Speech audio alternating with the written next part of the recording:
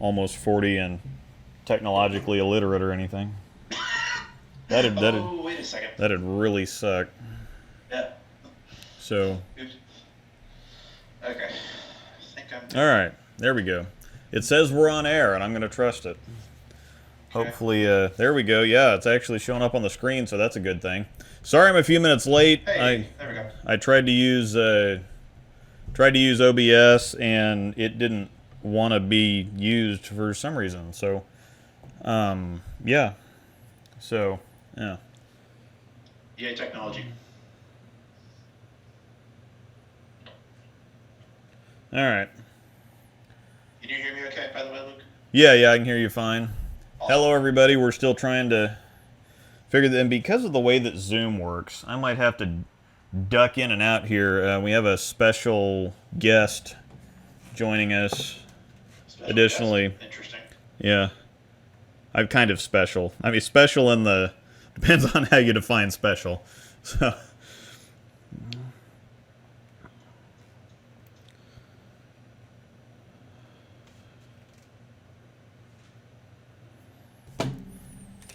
Apparently I am getting older because the whole technology thing just isn't seeming to work for me anymore. Even when I'm doing the right things, the stuff's not working anymore.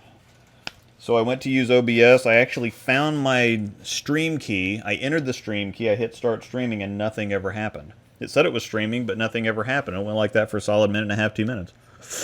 And nothing worked. So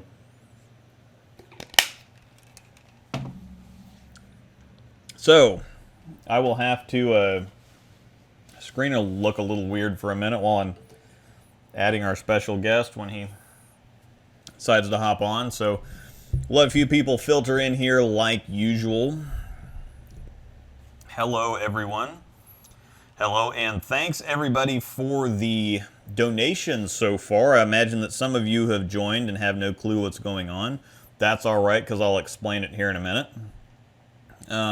Basically, it's Angel's birthday, and we decided to do something a little bit different. We're still going to have normal live stream, so this is not just a fundraiser giveaway the whole time. We're going to be talking about how to replace some of the old classics that you have that might be due for replacement. Maybe you don't want to kick them out of the bag right yet, but they're due to be replaced, or you had a ball that you can't find anymore or don't want to pay $300 or $400 for. We're going to try to help you find something out of the current lineup that's going to match a ball that's no longer around that maybe you really liked or never tried and wanted to try. We're going to try to find a reaction to replace that or fit that. James is going to help me out with that, and our special guest possibly. Yep, sorry, I'm getting a couple things set up on my end as well. Nope, you're good. We're waiting for people to filter in. So, drinking my own lemonade, lemon limeade concoction again. Lemon juice, lime juice, about an ounce of each. And then some stevia.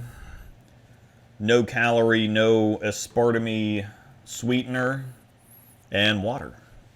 And it's heckin' tastes terrific. So... Alright, so I am going to, I think we're far enough along to where I'm going to go on ahead and start explaining this. So, we've talked about foster dogs on the streams before, and it's once again, it's Angel's birthday, my wife's birthday, or Angel's Cher's birthday. Happy birthday! She's older than me once again for at least 3 months, and is 39 now for the first time. But... normally I suck at presents, and she doesn't like presents, and so this kind of works out. She doesn't like Valentine's Day, so I don't have to worry about any of that nonsense. And, but I came up with the perfect present this year because we've been watching way too much Undercover Boss, and with all the virus stuff going on, we've been pretty well unaffected. I was still getting paid while I was off of work. I'm back to work now. She's been working from home the whole time. We've gotten some stuff in and some gifts and whatever else, and so we've been sharing the love a little bit. And I thought, what better thing to do for her birthday than what she loves best and give some stuff away. we're not exactly giving stuff away, but or not to you anyway. For the dog rescue out of Kansas City that we foster for, we thought, why not do a fundraiser for them? And I'm going to give away bowling balls. Every $300 we raise, I'm going to give a bowling ball away. Well, we're already at 740 last time she added something in the chat. I imagine that we have more in there now. What are we at right now currently? And we also have something, if you go down into the description, we have a Google Doc that's tracking everything live, so you can see as people are sending donations in, or sending their donations and entries in, my wife is tracking them, and then James is going to help. He's got the spreadsheet in front of him, so we're going to update you if you don't want to go check out the Google Doc there. Yep, and I'll be kind of periodically, I'll be keeping an eye on things as well, Luke. And if some, if we hit another milestone, like we're at 75 donations already, so we get 15 more, and that's 3 bowling balls that we're giving away. Yeah. So before the stream we kind of check out on that every so often. And I'll show you guys the list as we move along. Okay, cool. So before the stream even started, we're already giving away 2 bowling balls. If you go down to the description, it's $10 per entry, and you can put in as many entries as you want. Some people have sent $10, some people have sent $20, some people have sent 50, some have sent 100. And so for every $10, it works kind of like it does if you've done any drawings in the SRG BBFS drawing, except that you don't get to pick your numbers in this one. You just kind of, as the numbers come, or as the donations come in, you just get that many numbers. But for every $10 you donate, you get an entry into the ball drawing. And every $300 we raise, once again, I'm giving a bowling ball away. So we're already at 2 bowling balls, and we're not too far away from a 3rd bowling ball. Once we get to $900, that'll trigger a 3rd bowling ball. And these are all individual. So right now we're going to have 2 drawings. There's 2 bowling balls we're giving away right now. And it's a Storm Roto Grip ball of your choice. And so it's not just something randomly that you may or may not want. You tell me what you want. If you win, we'll send you an email. You tell us what you want, what ball you want. It's got to be in current production. And it's got to actually come in the weight that you request. But tell us the ball, tell us the weight, and we'll ship it to you. So once we get to $900, then we'll give away 3. And as we keep every $300, we're going to give away another ball. So there's no cap on that. So what you're going to do is, if you go down to the description here, I've got a link in here. I guess the link in the description. I just posted the link in the chat. Okay, follow the link. Yeah, follow the link and put my PayPal in the chat, because it doesn't. Okay, it doesn't seem to be working, or it doesn't. PayPal.me/Luke Rosdahl. I'll post it in the chat real quick. Okay. There you go. Yeah, it's not really working as a link in the description. It doesn't look like. It's working. You gotta have the HTTPS part. Oh, interesting. Okay, so I didn't add that. So. Also, just an FYI, Angel said that I am sounding a little quiet on stream. Might need to move my speaker a little closer. Oh, no. Hang on. All right. Try it again. Testing. 1, 2, 3. There we go. Hopefully that's better. Yeah, that's better. You got to turn the speaker on for it to work. Hate to see it. Yeah. If you guys could only see the amount of cords and crap, I had to plug in. Let me see. I've got 1, 2, 3, 4, 5, 6, 7, 8, 9, 10, 11, 12. I had to plug in 12 cords to get this thing up and going, and make sure I've got 3 laptops sitting here in front of me to track different things. Now it's a bit loud. Yeah, I'll back it off. We'll work with it. Well, you guys don't want to hear me that loudly? Okay. Sorry, guys. Okay. Luke, if you want to dive into it, we actually just got a really good question in the chat from Brian Mercure about bowling ball question. Cool. Yeah, let's do that. Yeah, so his question was, he was watching Kennan's video for the Wild Streak. Brian, it's okay that you cheat on us. Yeah. It's an open relationship, or I guess you could say it's complicated, so I understand. Facebook status. And Kennan mentioned how there's no filler material on the Wild Streak, and it's the same is the same design principle as the high road. Yeah. Where it doesn't have that outer like filler core material. It's just all cover and then all core. Brian's question is, what are the benefits of this, and why don't other balls do this? Or to rephrase that slightly, if I may, why do most other bowling balls today not do this? I think part of it is that two-piece balls are a little bit more expensive for the companies to make. I don't think it's a whole lot, but it is more expensive for them to make. I don't really know the ins and outs and the particulars of this. Do you? What do you know about that? In terms of why to do it, actually, I remember. Yeah, I know. It's just. What's the term? I remember because the fight had that same type of construction principle where it's just cover and core, no filler. Mm-hmm. Coefficient of restitution. That's what it is. That's basically how springy the ball is. Yeah. And how much it's going to give versus how much it's going to give on impact versus how much it's actually going to power through what you're hitting. It's a small difference. It's a negligible difference, but that is part of it. Yeah, that's where it actually, the transfer of energy is marginally better, all else being equal. Mm-hmm. I think, let's see, the second part of the question, why don't other balls do this? And this is a little bit of speculation on my part. I'm a professional statistician by day, so I'll be the first one to say that correlation does not imply causation.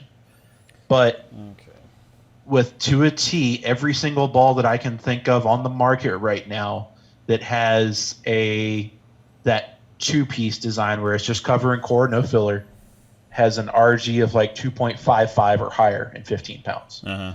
So it's actually, I think it's because you don't have that filler material, it's harder to make it more center dense as opposed to shell dense. Oh my gosh, we got a Nick Brown.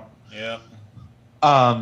It's harder to make it center dense, which is kind of the definition of being low RG. And so you'll actually see it being, you'll usually see that in higher RG cores, which are going to kind of lope and project a little more naturally. So you won't see that as often with like lower RG cores, like for example, the Axiom and the Phase cores. Mm-hmm. All right, Nick, say something just so this actually works the way I think it's supposed to work. What's up? So, all right, there we go. I'm here. Yo. Hey, it worked the way it was supposed to. Zoom actually flip-flops back and forth with whoever's talking. It automatically switches to their video. So. Oh, really? Yeah. Yep. Can you hear me good? Because I'm on my headset here. Yeah, we can hear you just fine. So I've got a speaker all set up and everything. So. Cool. So what's happening? So right now we got a question about two-piece versus three-piece bowling balls. Kenan mentioned on his Wild Streak video that the Wild Streak is just core. It's just inner core and cover stock. And we're talking a little bit about why that is, why they did that, and why they make three-piece balls, or why they just don't make two-piece balls with everything. Right. So do you have any expertise to add on that? We haven't gotten very deep into it, so. Yeah, I mean, I get those questions a lot, and I think I did hear it before I jumped on here. It is more expensive because it's more cover stock material and higher RGs and whatnot when you use the thicker shells compared to your typical three-piece ball. Yep, that makes sense. And that's we talked about coefficient of restitution, which is something that Brunswick talks about with the quantums too. Say more hitting power, but USBC does have a spec, or they do have a limit on coefficient of restitution, and so it's not like they are just unlimited as to how springy or how how springy they can make the ball, or how much hitting power they can impart to the pins. So when you have something like Dynamicore, two-piece balls, or whatever else, there's still a limit to how much, you can't have something like a golf ball, which a golf ball is kind of designed to spring off of the golf club head. So you can't exactly do anything like that. It wouldn't really work in bowling anyway, but. Right. With a golf ball, that would be interesting. Huh? Bowling Yeah. with a golf ball, that would be interesting. Yeah, energy everywhere. So. Yeah, something like that. All right. So we're getting some donations through PayPal. I'm going to touch on that again. For the donations, please follow the link in the chat. James posted the link in the chat. Every $300 we raise, I'm giving away a bowling ball, which you have to send with your PayPal. You have to send it friends and family. Sorry, we have to send it friends and family. And add your YouTube username or your handle and your email address so that we can reach you if you win. If you don't add those things, then we will just take it as a donation without an entry. If you did donate something already and did not add those things, go on ahead and add them in the chat, and we will add them, just to make sure that somebody earlier sent something in and hit send before he had put his comments in, and so we did get that fixed and got that entered. Every once in a while, we are going to update you on how much has been raised. Yep. As of right now, it looks like we're up to $820. $820, so $80 more dollars, and we trigger the third ball. So we've already gotten 2 balls. Yeah. We're almost up to $900 raised for the dog rescue, Pawsitive Tails in Kansas City. Cancel that. Breaking news, up to 1,020. Holy crap! Okay, so we're giving away 3 bowling balls. We have hit the $1,000 mark for Pawsitive Tails, our local rescue in Kansas City that we foster dogs for. We will start the drawings at 9 o'clock, so 9 o'clock Central Time. So you have about an hour and 40 minutes left to get your donations and entries in. And like I said, we every $300. So if we hit $1,200, that's a 4th ball. If we hit $1,500, that's a 5th ball. And we'll just keep giving balls away. The more you donate, the more we'll give away. So, and we're gonna have the drawings live here before we get off of this. We're gonna stop at 9 o'clock.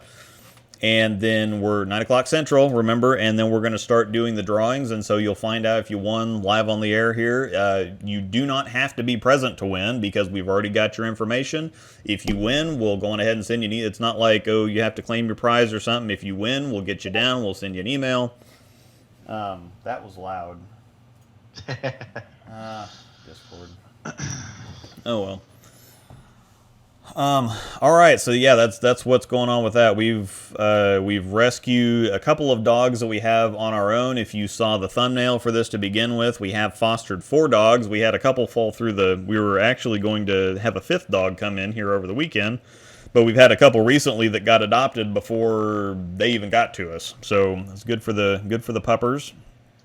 And wife and I have been pretty blessed throughout the whole virus nonsense, and so we're trying to we've watched a lot of Undercover Boss, and I've already given a lot of stuff back and away and whatever else, and we're gonna keep rolling it forward with this. So once again, if you're curious about the enter to win, see the instructions down in the description of the video. Follow them very closely.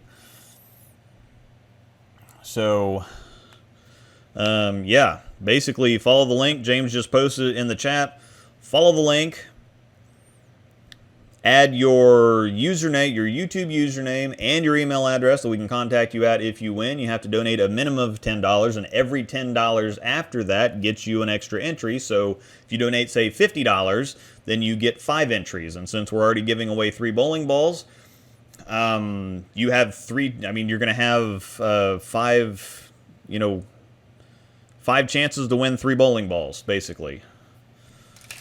So, and if you happen to win more than 1 ball, you'll get that. It's just a standard raffle. If you happen to win more than once, you win more than once, and good luck, lucky you. So, yeah, there you go. Nick says his connection sucks. We got another question in the chat. That would be a good topic of discussion. This is for all of us. What is your favorite Storm or Rotoball out that is newer? So I guess current line, like, what's your favorite right now? I've still got to say the Wild Streak. I've been on the Wild Streak train for a while, and the Omega is the more I use that, the more it's creeping up for me. But I'd have to say those two are the ones that, and of course I had been taking the Wild Streak and the Phase 3 to League quite a bit, and the Phase 3 is just amazing, period. But the Wild Streak and the Omega are the two that I'm really liking right now. But Wild Streak, to answer the question. Yeah, that's fair. We lose Nick. He said his connection sucks, so I might have bummer. to dip in and out here. Okay. No, he's still in here. Oh, Well, he's his video's not yeah. showing. Well, he's in here, but he's not. There he is. I'm here, and then it keeps cutting out on me. I don't know what's going on. Oh my goodness. It must be that. It must be that back east internet connection or something. Which I find it weird that you guys are kind of from the same area out there, and you have completely different accents. Give or take. Well, Nick, you're in the Virginia Beach area, right? Yep. I'm in the Virginia Beach area. Yeah. So Yeah, I Nick's- moved here about 5 years ago. Okay, where'd you move from though? That's what I'm curious about. Stanton, Virginia, also known as Staunton. Okay. Okay. Yeah, so like Makes a little bit more sense. do you know where JMU is? James Roughly. Madison University. Roughly, yeah. Yeah, about 30 minutes from there. Oh, Okay. nice. Yeah, so I grew up Yeah. technically North Carolina's in the south. This is where I grew up, but I grew up in a town called Cary, which is also known as a containment area for relocated Yankees. So that plus my parents are from the Midwest, and I had no chance of developing the Southern accent. So Okay. that's Yeah, the story mine's there. super. It doesn't sound like that, and then they're like, "Oh, dude, you sound really Southern." And I'm like, "Well, it doesn't sound like You sound that really when good. I say it." Right? You don't. I mean, you don't sound as country as Kenan does, but No, All right. Kenan is That is very. true. We talk about it all Yeah. the time. He is super Southern compared to Yup. me. all right. So somebody asked if we don't have PayPal, can we use Venmo or something? Unfortunately, no. I think the wife has taken Google Pay. Well, the wife has an account where you can use Google Pay, but we're still just on the. We're on the Venmo, or not. We're not on the Venmo. We're on Google Pay or PayPal, unfortunately. So sorry about that. Unless you can find somebody that has PayPal that you can Venmo to their Venmo, and then they can PayPal to us and work it out that way. So apologize for that. Somebody asked, let's see, any comments about the hot cell? Recently bought one, wondering if there's anything I should consider when drilling. It's traditional urethane. It's really early and really smooth. I wouldn't drill it too strong, because I think that the stronger you drill that, the earlier and smoother and more over-under it's going to be. Nick, did you ever have a hot cell? Yeah, I had a hot cell, and it checked in my feet, and then it wouldn't do anything. Yeah.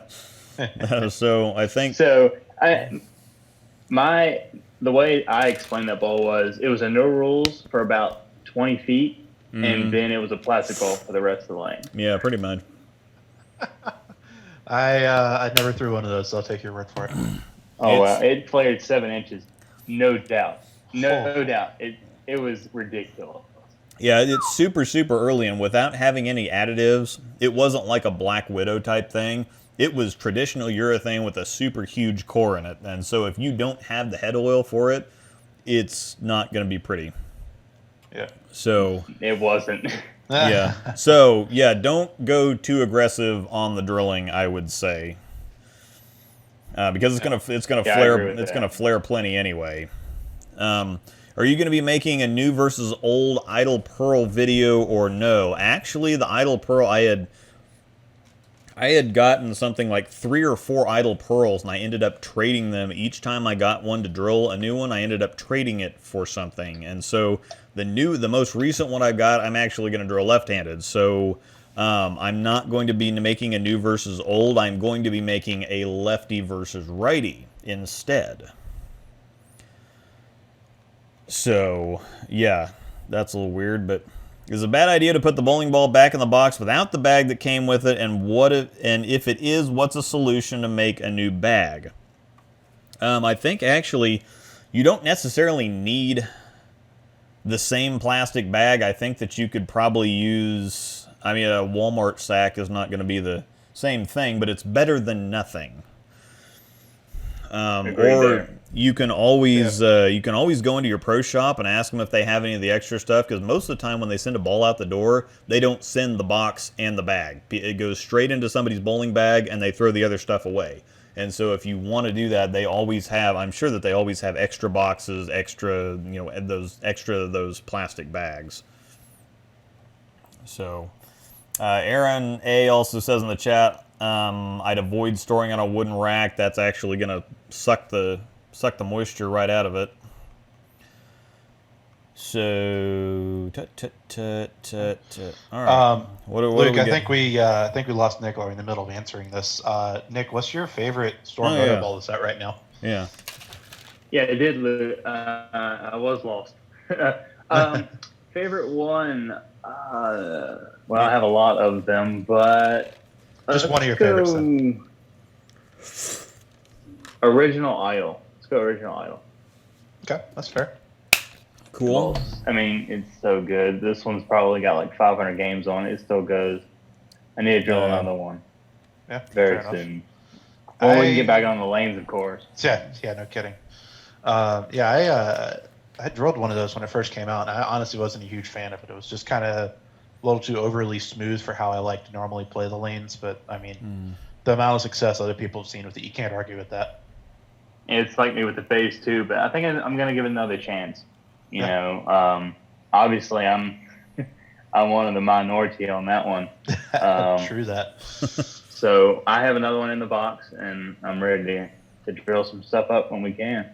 Nice. Yeah, I'd say I'm going to give 2 answers. Number 1 is a little bit of recency bias, but I freaking love the Axiom. That ball is amazing. Yeah. Aside from that, probably the astrophysics, just because I'm able to throw it in so many different situations. Yeah. I don't. Right. Again, the only experience I've had with the Axiom so far is that it hooks off the plant on the left side.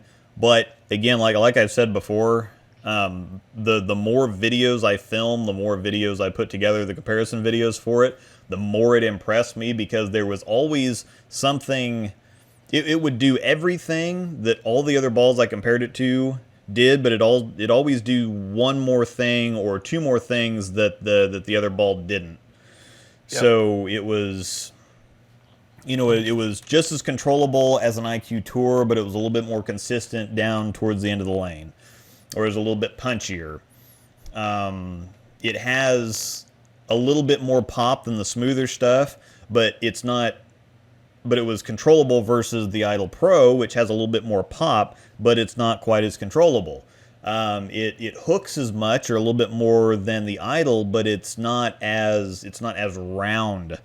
And so I always found something about the rest of the balls that I compared it to that the other ball didn't quite stack up to it, and so it kept impressing me more and more. I thought, well, this is just going to be this big hooking ball I'm not going to be able to use very often. I'm like, so it is more versatile than I thought. Okay, so it is more controllable than I thought, but it still has a little bit more pop than I thought, and so it just, things kind of kept piling up, and I'm like, holy crap, this is a great ball. Yeah, no, it's it feels like one of those does the right things in the right places type of balls, honestly. Let's see, I store my balls in the basement, and I have a dehumidifier running down there should I worry about cracking. I would say if you have to have a dehumidifier running to begin with, I would think that the humidity that you're still going to have anyway is probably going to offset that. And again, if you have the balls you're not using boxed up and back in the plastic, I don't think that you should have to worry too much about that. But that's not like, don't take that to heart if you do have the dehumidifier running and something cracks.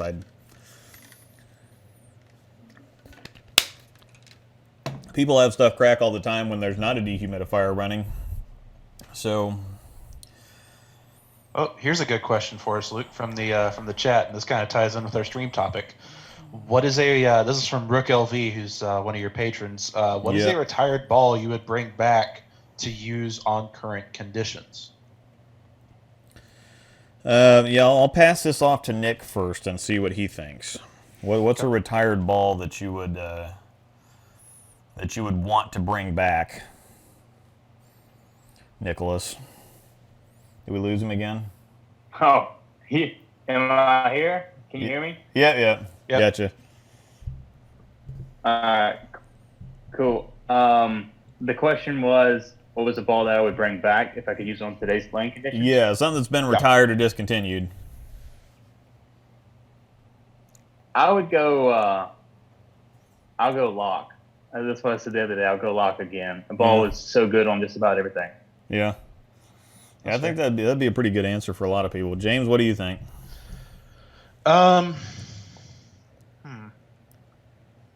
It's tough for me because a lot of the what people would be looking for in this would be stuff that probably came out in the 2010 to 2015 time range, which is either when I wasn't bowling or when I had no awareness of Storm Roto stuff. Yeah, it's the exact same for me because I didn't start using stuff again between. But I do have an answer. Honestly, the lock would probably be up there for me as well. It seemed like one of those physics, kind of in that same general ballpark as a physics in terms of shape, just a little more forward. Absolutely. Ton of use in tournaments. I like to throw it hard, and if I'm hitting even house shots, have a little more of a puddle in the middle of the lane, that big motor, decently strong cover type of ball that can make the corner even through a puddle. And that's got a lot of utility for me in some situations, and I feel like that ball would be really good for that. I'm going to go with the IQ Tour Nano because it had that IQ control, but it also had the nano factor where it really didn't burn up. It wasn't a, get 9 ball like a lot of people say the IQ Tour Solid is. It had a little bit of extra punch without being as strong as a lot of the NRG Solid covers were. And so it was a nice kind of IQ Tour Solid Plus. And it didn't... NRG is really good at not burning up. And so you got some hook, but not too much hook. It was nice and controllable. I think it was just an improvement on the IQ Tour Solid, which still has its place. You don't need, when you need a little bit less than NRG Solid type traction, then that still comes into play. But I thought that the IQ Tour Nano was one of those kind of unique balls that worked out really well and unfortunately got discontinued. But that's my answer. Fair enough. Yeah, that's another good one. I really like that. The IQ Nano was really good. So then, part 2 of this question, I think this kind of ties in with the theme of the stream, or kind of our secondary theme, is if you have that, if you have a lock, which is what Nick and I both picked, I'll be a bit of a rebel and I'll say Marvel S for mine, the Nano Solid Marvel.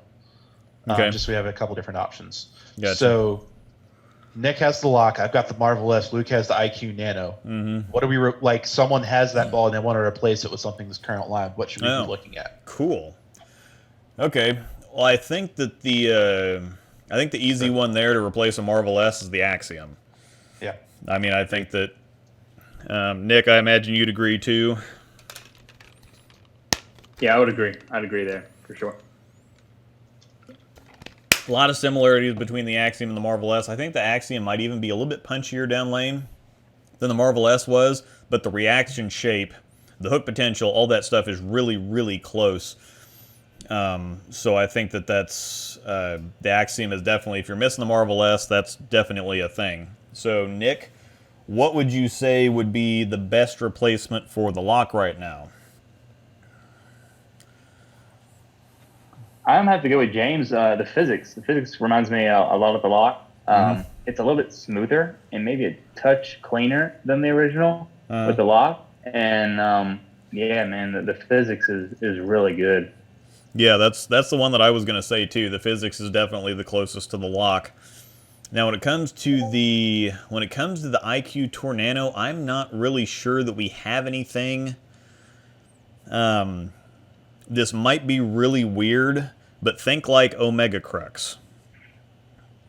It's a really weird place to go to replace an IQ Tour Nano, but we don't have anything in the Master line that replaces it. I don't think there's really anything in the Idol line that replaces it, because the closest thing shape-wise, I think would be the Idol, and it's quite a bit stronger than the IQ Tornado. But just based on the overall shape, it's probably a little bit stronger. But I'm thinking Omega Crux is actually stands out, or seems to me to be the most similar from a reaction standpoint. Never, just don't pay attention to the fact that it's Aspen and Pearl. I had actually, and I will say this, having never actually thrown a IQ Nano, but I've heard several people say that the Phase 2 is actually pretty close shape-wise. It's just a little more boomy, a little more directional change. So I don't know that would actually probably be closer. That. Yeah. I'm gonna go physics again on that one. Cheater. I'm gonna go physics again. The only reason I say that is I drilled my physics pin down similar to my IQ Tornado, and yes, the physics is pretty much, that's probably like 4 or 5 boards stronger. It shapes a lot like the IQ Nano did for me. Yeah, I can see so I'm gonna that. go physics again. Yeah, and I think sometimes shape is more important than hook potential. Most of the time, I'll look for the right shape and then just kind of move around a little bit to adjust for the hook potential. Because if you have the right shape going into the pins, the hook potential doesn't really matter. And I think that you see this a lot on the PBA Tour, where you have some guys might be throwing urethane from straight, some guys might be throwing from deeper, but they're matching up. They're not matching up hook potentials necessarily. They're matching up shapes. And as long as they have the right shape in their hands, they can adjust things and make the hook potentials work out. But shape, I think, is one of the bigger things in ball reaction that people don't pay enough attention to. They pay attention to, well, what's a ball up from this ball? What's a ball down from this one? And James and I talked about some last week. We put our bags together by shapes. So we put different shapes together, and also you want different hook potentials too. But shape is where I start, and then I kind of fill in the blanks from there. Yeah, I do the same. Yep. Oh, Borg. Let's see. All right. What ball have you had the most success with in a tournament? Or I would say maybe not just in one tournament. What's your favorite tournament ball, or what ball have you had the most success with in tournaments? Period, probably. And anybody have? Hey, James, you go ahead if you'd like to. I'm trying to think. It's not a ball that I throw a ton, but it's the reason I've got this storm patch on my shirt. I used the Idol Pro to win the singles event at UBA Battle Bowl, and then to beat Pete for my contract. Yeah, that got you into the contract match. That's why it got me into the contract match, and it was the only ball that looked at all half decent in the contract match. Yeah. So that was probably the best 630 of my entire life. Yeah. in terms of stuff that I actually use a lot and see a lot of success with. I mean, before the shutdown, I felt like all I was throwing was Axiom, Astrophysics, Hustle Inc. Mm-hmm. Like that's it, with those three. There's 3 such different reactions, but they're all extremely comfortable for me, and they're all very good at what they do. Mm-hmm. And I have a wide range of use with all 3 of them. That comfort, range of use, usability, controllability, and they hit hard. So yeah.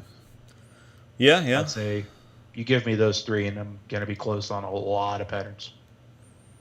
Yeah. What do you? For me, I'm gonna go Idle again because I can manipulate it with so many different hand positions. Uh-huh.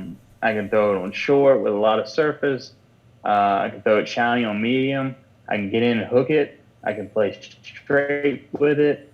I can put a bunch of surface on to get long stuff. It's just a very versatile ball. Another one that was like that for me was the Haywire. A lot of people didn't like it, but man, that one was good on a wide variety of patterns. Yeah, so that's actually that brings up another similar question I don't really know the answer to. What's closest to the Haywire right now? Actually, I feel like because the Idol was the direct replacement for it technically, the big sanded ball in the HP3 line. Yeah, but the But haywire... the shapes are totally different. Yeah, the shapes are quite a bit different. I think that Axiom is actually going to slide right into that spot too, because the Haywire and the Marvel S kind of shared that similar, and the Haywire was kind of no rules ish too. It kind of had not necessarily the hook set type reaction, but it had a more defined breakpoint than a lot of smoother, rounder solids. It had more of a defined breakpoint. It wasn't necessarily strong on the back end. It was just when it stopped going right and started going left, it was very visibly obvious and apparent. So it was very readable. And let's see, let me see. The ball that I've had the most success in tournaments with is probably a tie for the Idle Pearl and the Phase 2. I mean, I had a run when I drilled my newest Phase 2 up for the US Open PTQ in October 2018, and I think the Idle Pearl came out pretty close to then too, if not right after it. I think it was late 2018. Yeah, it was, because it was right. I think it was after the US Open. Yeah, I think it was like November, December when it came out, or when we got it anyway. And then once the Hall of Fame Classic, where the 2019 Hall of Fame Classic was the first show that it was on the PBA Tour. Oh, okay. I remember that much. So yeah, once I got that, once I got the Idle Pearl and drilled the second one, those were pretty much the only balls that I used anywhere. It's kind of like my Phase 3 Wild Streak combo right now. It was Phase 2 or Idle Pearl, and I made quite a bit of money at quite a few different tournaments with both of those. And so I would say that overall, I can't think of another ball that stood out that I made more with more consistently. Yeah, fair enough.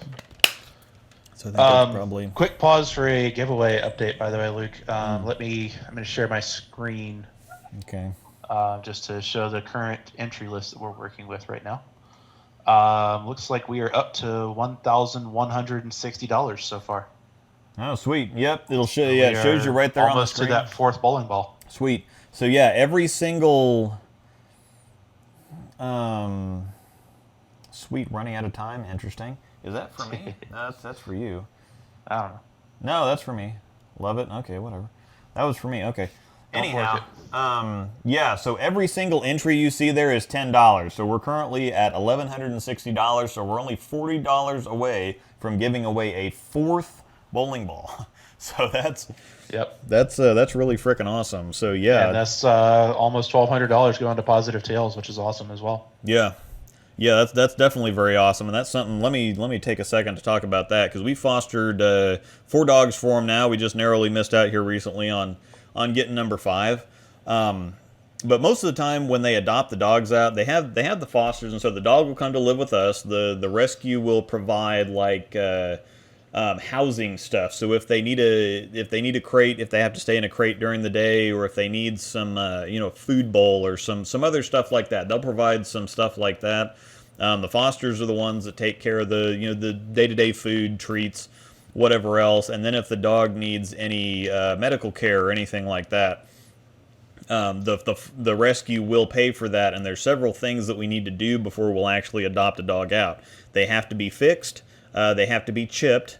And we generally take them in for a routine checkup anyway, just to make sure that there's nothing else going on that we don't know about.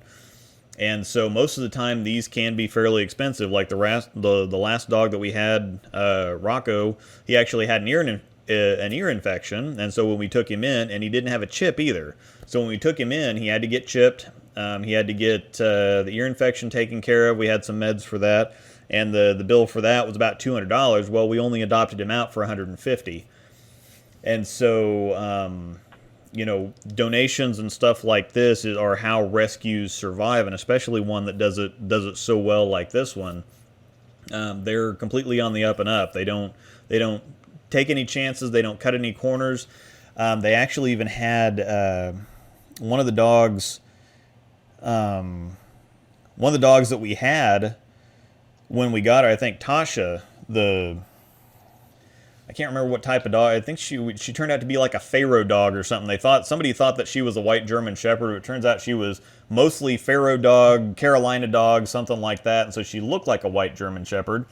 Well, she'd been adopted for probably 3-4 months now, and the people that surrendered her or gave her up had told us that she was fixed. Well, come to find out, Tasha had not been spayed.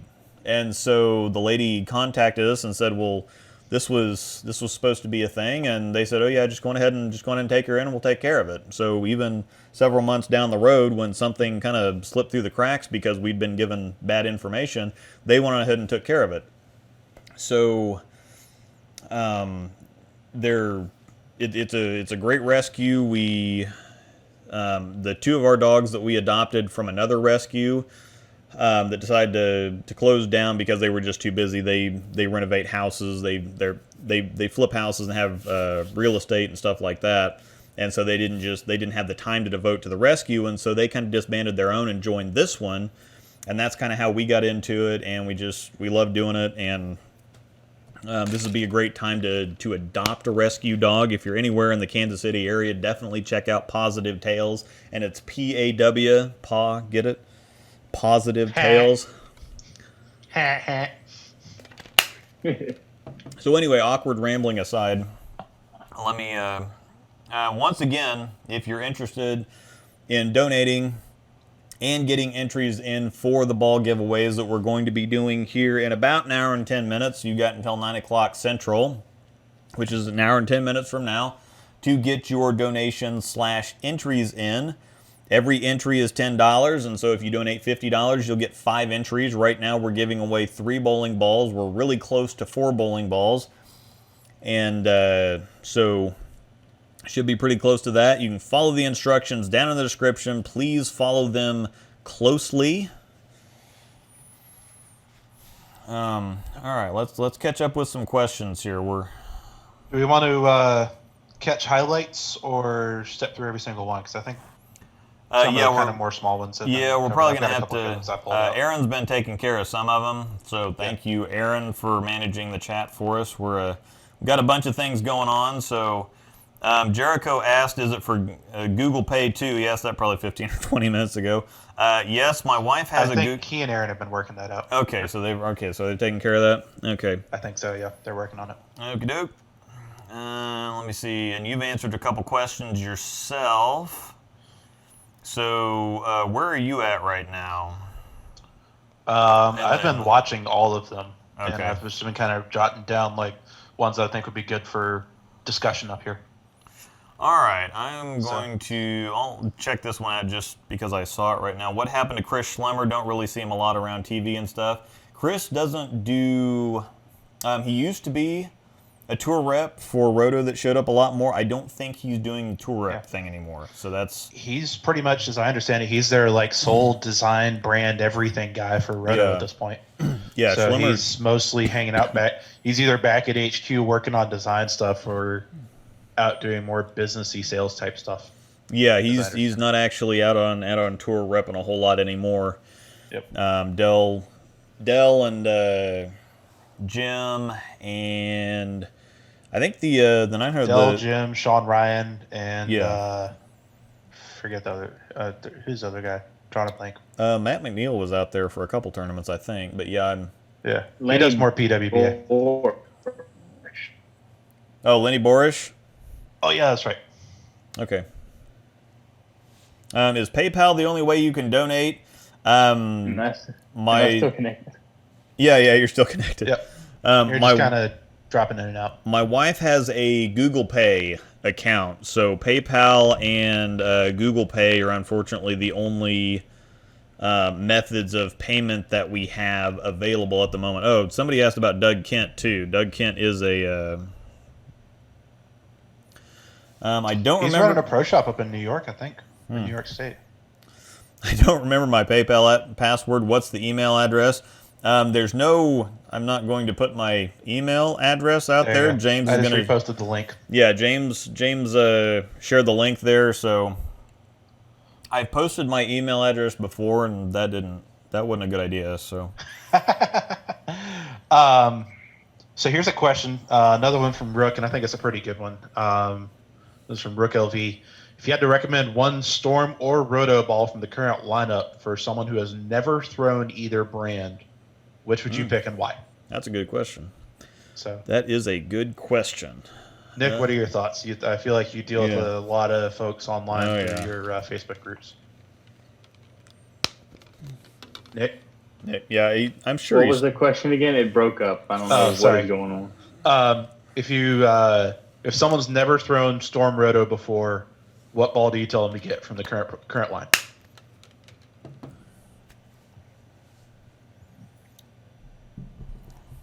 Yeah, I literally got line out of that. What is going on? I don't know. I think your phone hates you. Yeah. It's that backwoods internet. Oh, yeah, so let's try it one more time. If somebody's never thrown a Storm Roto Grip, oh, yeah, you sent it in the chat. That'll help. Yeah, there you go. Yeah. If somebody's never thrown Storm Roto Grip before, which ball are you telling them to get?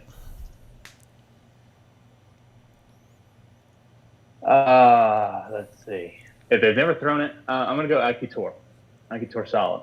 Okay. Sure. Yeah. Yeah, what are you thinking, James? Gosh, I don't know. Probably an original high road, honestly, even today. Yeah. Just because this the most quintessential, like, if you think Storm, that's like the icon, that's the OG, it's the ball they're known for. Mm-hmm. And it's like, it's one of those balls where it works in so many different situations that, you know, it's got an absurd range of use and level of utility, while also like nobody else has anything that does what the high red does. Yeah. Yeah, that's a good point there.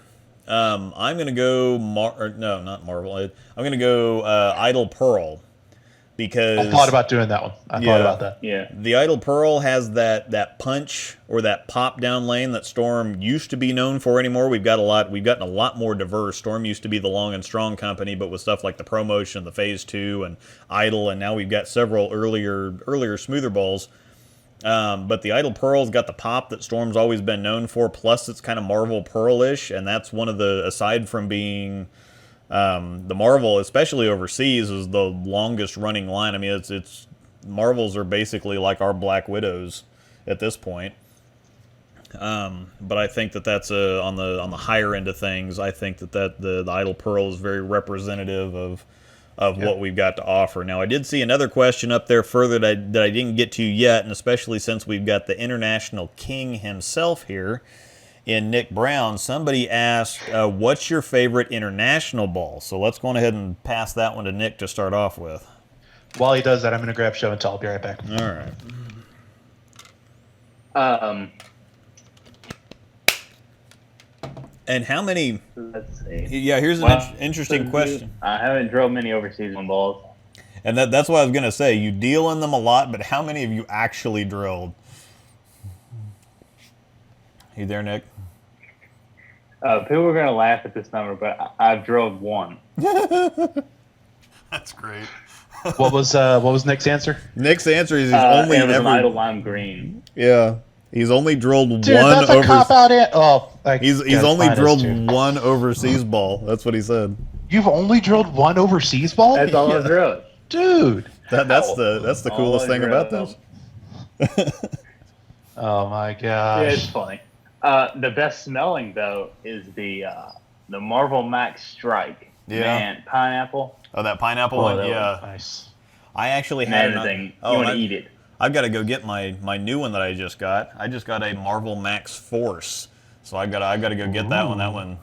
That one is it's supposed to smell like ginger, but it doesn't smell like ginger, and I don't really like ginger myself. Laugh at that if you will. I'm not a big fan of the actual ginger, so I think my answer is pretty obvious. It's a Halo burn. I've had some other overseas stuff that I really liked. The Marvel Max SE is pretty good. I've drilled a Super Idol and Eternal Domination. Code Zero, basically a Code Black. Those are all pretty good, but the Halo burn is that's the ball. That's actually climbing up there on my list of making money at tournaments balls. Nice. This is mine. Yeah. It's also the only one I've ever drilled. This is an IQ Tour GT. Yeah. That one smells so good. It smells good. Second drill, I had to re-drill it just to fix the layout a little bit. But I went to NC State University here in Raleigh for college, and so when that ball came out a couple years ago, I saw an IQ Tour Pearl that was the colors of my alma mater, and I replied, "Shut up and take my money," and here we are. So I saw a lot of those actually. That one was a popular it's one. a really good looking ball. All right, so here's the. And what is this? I don't know. This smells like Fruit Loops, actually. I was trying to figure out what it smelled like, and I'm like, well, it kind of has a lemony smell, but then it kind of like. It smells like Fruit Loops. That's outstanding. Lucid. Talking Yeah. lucid now. Yeah. This is the Marvel Max Force. It says on the box that it, and this is the funny thing that we kept going back and forth, is, you know, it's got on the box that it's NRG solid and it's polished, and I thought, okay, well, that's a Marvel Max Elite. That's a different color. And I always wanted one of the Elites, but that one's super rare, super hard to find, and I don't think I'm ever going to find one of those, and so I thought, okay, I'll do this. But apparently there was a misprint on the box, and this is actually Nrg Pearl, which it looks like a pearl, so that makes a whole bunch more sense. So the Marvel Max SE is Nrg Smooth Pearl, and there is a difference. I'm going to find out what that difference is because I think I'm actually going to drill this one. But this one is super cool. I mean, it almost looks like a shiny Daredevil trick with kind of the red and the blue and the black here. It also kind of looks like a Phase Tour. This is more teal than blue, but it's very Phase Tour-ish looking too. So this one's pretty cool. Oh, and I was gonna say that my Halo burn at the local the Greater KC Open last year, I struck out. I had like the back 5 or 6 to beat Kevin Williams in a bunch of brackets. Nice. And consequently, you know, I was pretty happy about that because he shot almost 800. He shot 780 or 790 or something. And his Did last he shoot game, something dumb like 2,300 elements? yeah, last and so that's part of the story here in a second. But I was bowling pretty good too, and I ended up having him in a lot of bracket finals. Well, he shot 257 or 258 the last game, and I could go off the sheet for 58 or 59, and I ended up doing that, and knew that I had to do it in the first place, and I did it, with the Halo burn on 30-year-old HPLs. Nice. Super happy about that. Now the problem with that is if I would have not won the brackets, I would have made money on the day, but I probably wouldn't have put as much money in or any money at all into singles and doubles the next day. So literally I gave him all his money back the following day because he shot 800. He shot like 830, 780 or something. So yeah, so it's kind of interesting how that worked out. I won the battle, but he won the war.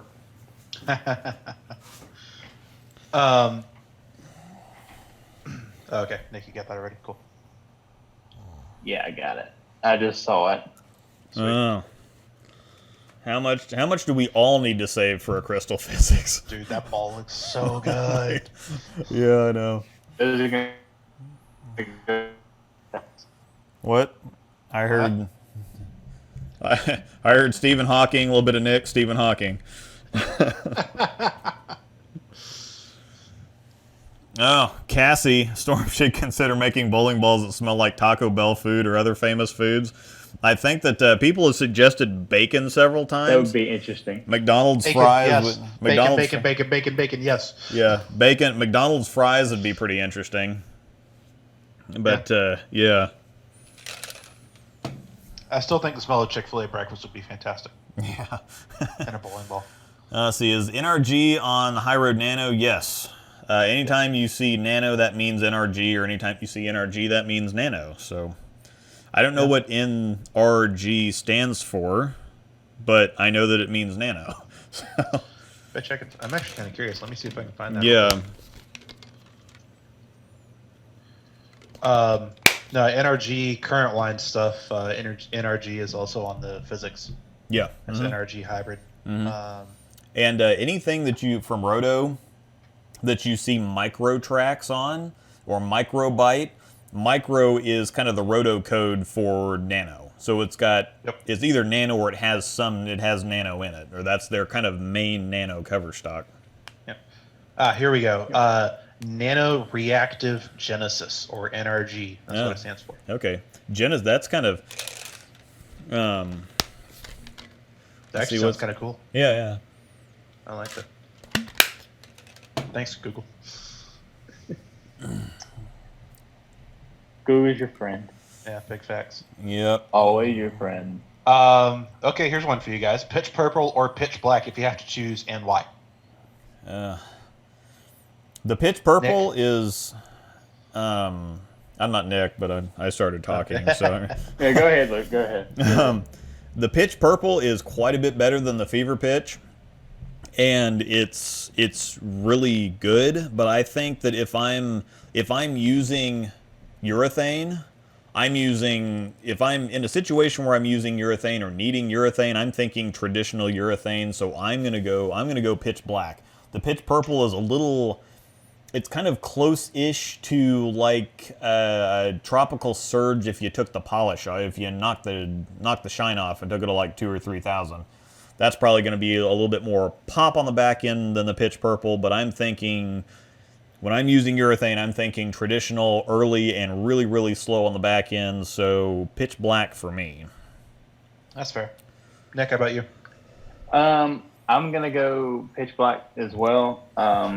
Only with that being said, I've drove 4 pitch blacks. And they just always seem to work.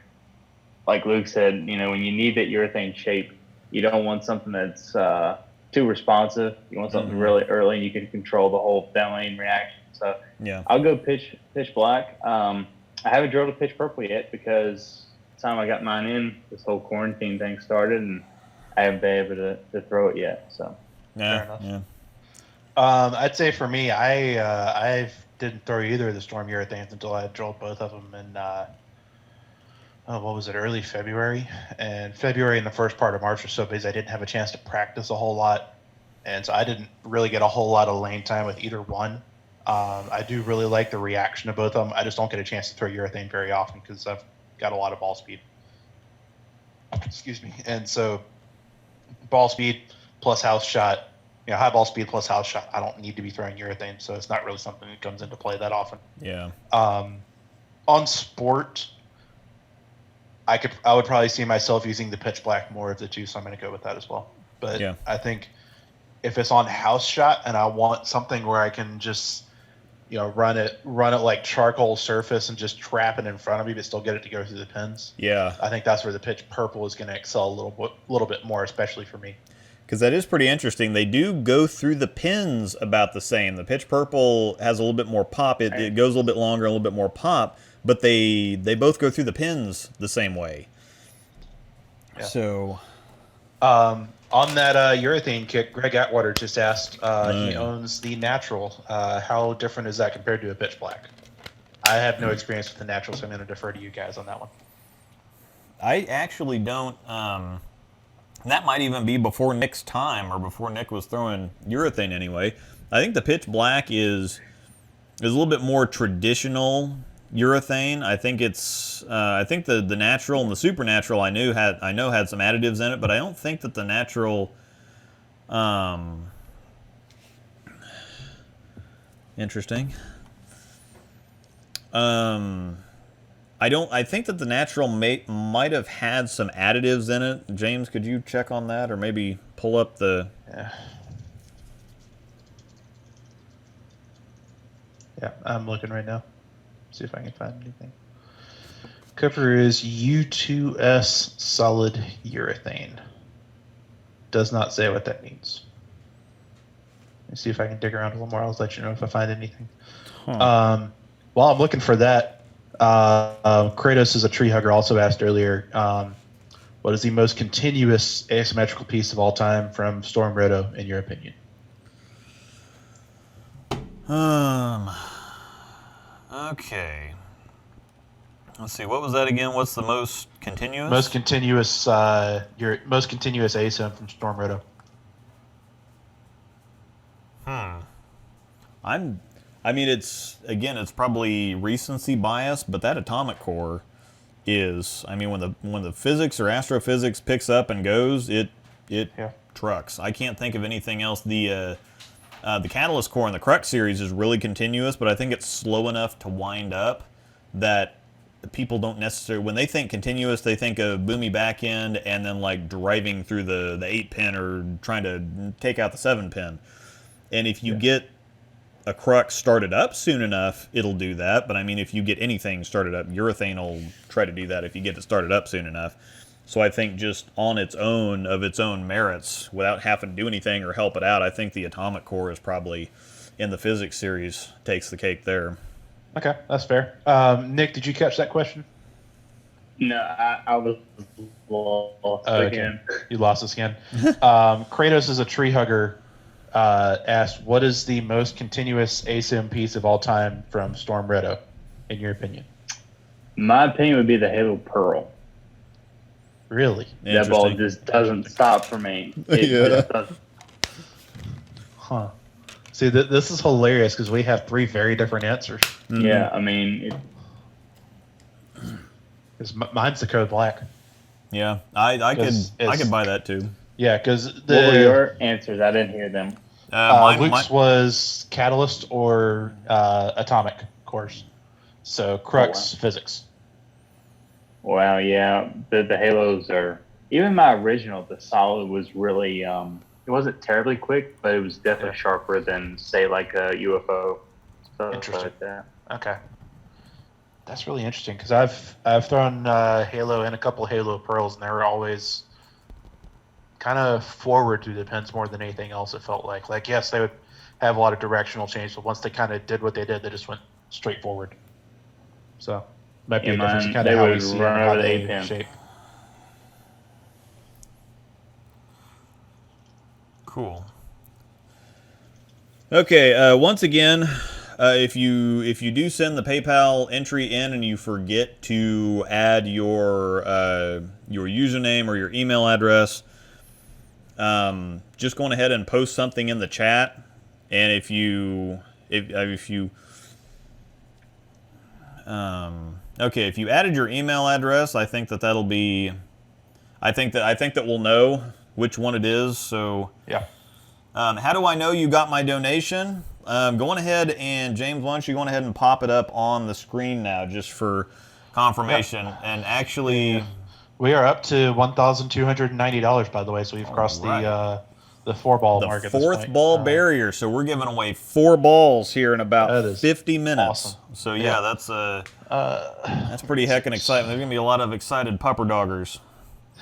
True that. And there's also down in the... Should be able to see my screen on the TV behind you, Luke. That's awesome. So, yeah, okay. No, this is really cool to see this much love coming out from you guys. Yeah, so that'll all... If you don't see your name on the screen yet, the wife is still processing things and adding them as they show up.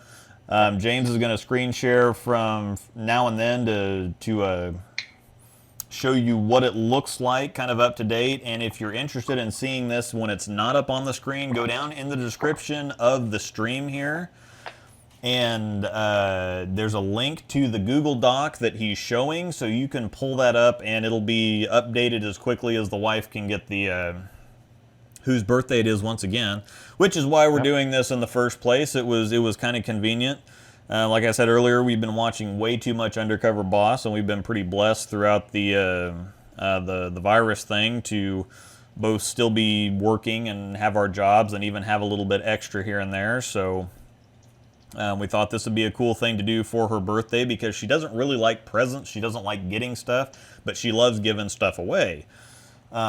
So we decided to just go on ahead and pair a whole bunch of things up. We are fosters for our local dog rescue, who does a fantastic job, and so we felt like we wanted to help them out the way that we could. And so you're going to send in some donations. We're going to provide the bowling balls. We're going to give away 4 of them now if we get to $1,500 by 9 o'clock Central, which is 49 minutes away. we will go ahead and give away 5 balls. And if we get to 1,800, we'll give away 6 balls. It might turn into Oprah here before you get a ball and you get a ball. And We're now up to 1,300, by the way. Just got another one.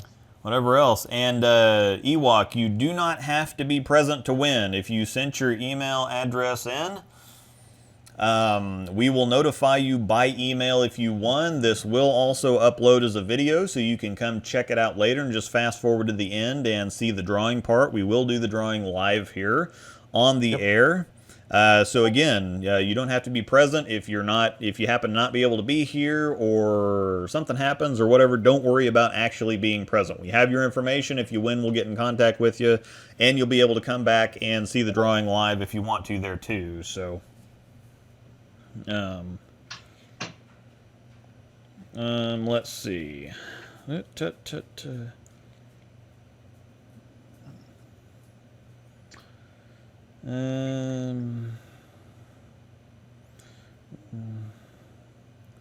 And once again, please send friends and family. If you send goods and services, you'll have to add more to make up for the service fee. I think my wife, we got one that was goods and services, and so we'll send it back, and then you can resend it. Either friends and family or add the extra to cover the fee. So definitely, once again, appreciate everybody donating for this. I can't think of the word. What's the opposite of pessimistic? Optimistic. Optimistic. Okay. Kept thinking objective. Started with an O. I was optimistically hoping for $1,000, and we pretty well blew that out of the water already. I was going to say, I think we smashed that. Yeah, that's pretty awesome. That's awesome. Oh, what? She's returning the GNS. Do not listen. That's exactly what I said. If you send it goods and services, it'll be returned. So. Yep. All right. So I guess kind of in sticking with the stream theme. Yeah, let's go back to talking some bowling here. Yeah, we get there are a lot of questions that we get kind of coming over time. It's like, I have this older ball, what do I replace it with? So I guess what are some of the ones that kind of come to mind for you guys, both more recently and not as recently, that, someone might come up with that, is either a pretty obvious comparison or not quite as obvious? Yeah, let's. And I have one to start with, and this is actually a personal example. Yeah. Is the original Daredevil, which, by the way, thank you, Nick. Yeah. You're welcome. But it's even if a ball replaces another ball in the line, like the Untitled Pearl replaced the Daredevil, is the shiny Pearl cover in the HP3 line. Mm-hmm. But the shapes aren't like the shapes are a little different between those two. So I guess. Just kind of starting with that, and let's just kind of see where it goes. Is what do you guys see as a good current line replacement for that? For the Daredevil, mine's kind of an odd answer, but it does. The shapes are pretty similar. Going back to the shape thing we were talking about, the MVP Pearl is pretty Daredevil-ish. Okay. What do you think, Nick? For me, my Daredevil was super quick. Mm-hmm. I drew 2 different Daredevils with the same layout. One was in 14, and then one was in 15 pounds. My 15 was a little bit slower, but it was still really quick. Although I haven't drilled the Phase 3, that's the one I've been recommending the most. It just seems to get accurate down the lane, and the Daredevil, I see a lot of the Daredevil in Phase 3, actually. Okay. I threw a Daredevil at a demo day back in 2016 when it first came out, and somehow never got around to owning one. Yeah. So, and now I've somehow got 2 of them sitting right behind me that I'm going to get drilled up. So, Yeah, there's So good. there's a guy from the St. Louis area that I think a lot of action bowlers probably know. His name's Shea Bittenbender, and he's got a couple cases of them, and he brings at least one of them to the Greater Tulsa Open in Oklahoma every single year, and he's won the tournament a handful of times, and I've seen him win an event here or there. I've been going with the same group for 3-4 years now, and I've seen him win the event when one portion of the event, whether it's singles or all events or whatever else, like twice now in 4 years, and he just owns those buildings with that ball. Now, he actually brought an Idle Pearl and started throwing that a lot this year, and it also looked pretty good. It's a little rounder than the Daredevil. The Daredevil kind of had that no rules Pearl-ish, clean and sharp, but not like uncontrollably so. Sometimes the Phase 3 can get after it too much. It can just be too much boom. But the Daredevil had that really unique blend. And while the shapes are different between the Daredevil and the Idle Pearl, they share several features, or they share several tendencies between the two of them. That No Rules Pearl comparison, I'm double checking, but I'm about 99% sure that the No Rules Pearl and the Daredevil had the same cover. They did have the same cover. Yeah, they did. Okay, Yep. yeah. So that, but what you said about them feeling kind of familiar makes a whole lot of sense, Luke. Yeah. Mm-hmm. In the same way that like and it's a little different, but you know, the IQ Emerald and the Abstro feel very much like cousins. That same kind of concept. Yeah. Yep. Saw another ball comparison question. The Snap Lock. Snap Lock. Which is actually That was like a strong Daredevil-ish type ball. So let me what do we? I'm not sure that we have anything right now. The Halo Pearl might actually be the closest thing to the Snap Lock. I think the Snap Lock was stronger. Yeah. R3S Pearl was pretty beefy. The Snap Lock was more ball, but it was also slower. I feel like, than the Halo Pearl was. Yeah, but I can't I think. would probably go Halo Pearl. Yeah, and I think you might even have to, I don't know, take the Halo Pearl to 3000 or something. That might get it. Yeah, knock the shine off a little bit. Yeah, knock the shine off. I think you're a whole lot closer. Yeah, I could see that. Knock the shine off a Halo Pearl. That makes sense. Yeah, so I don't at box surface. I think it'd be too clean and too fast. Correct. Yeah, for sure. Yeah. How do I win more tournaments? I know it's a broad question, but what are some tips? And somebody did kind of Kratos answer that in there. Spares.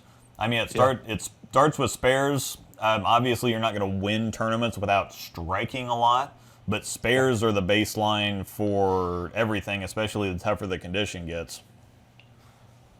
Yeah, so, I'd say that definitely like spare shooting and consistency, especially in longer format tournaments, and you'll hear pros talk about this a lot, is their performance in a tournament isn't defined by their good games, but how much they're able to stay out of trouble. Yeah. It was like, I remember,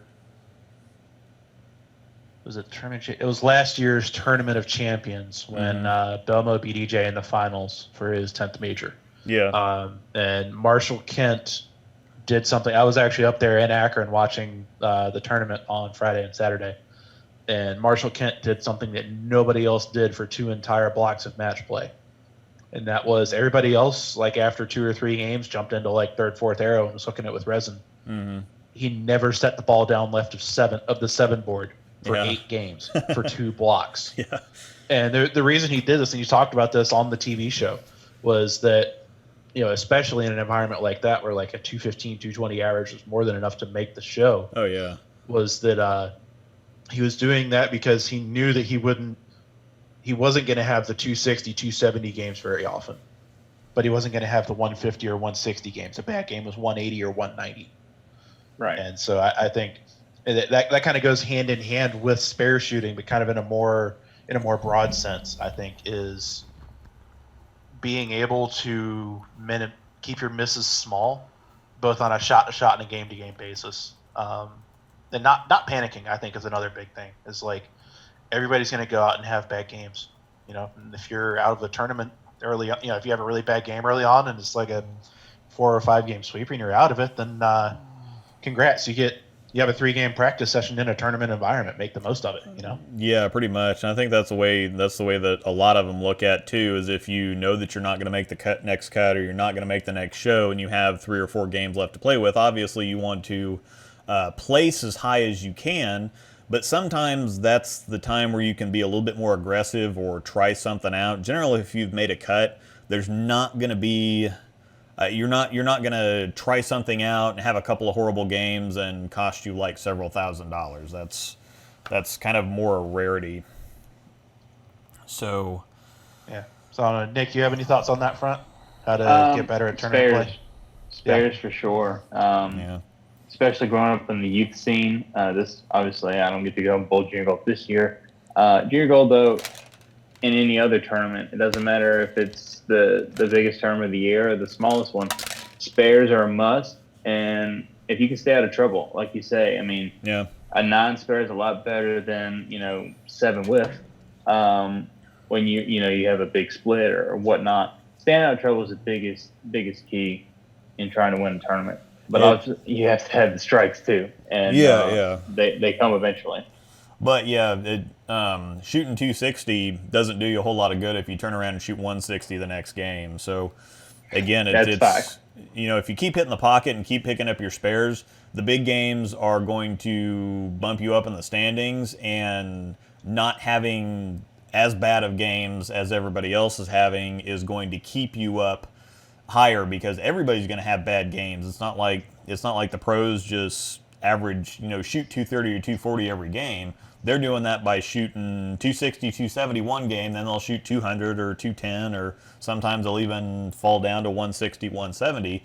But generally, the guys that don't have those bad games, and this is something I've seen in sweeper after sweeper after sweeper, the guys that are placing towards the top don't have that catastrophically bad game that ruins the entire thing for them. Because I can think of several sweepers that I've gone to that if I just wouldn't have had that 170 game in there or the 180 game in there or something, I'd have been a lot higher up in the cash line.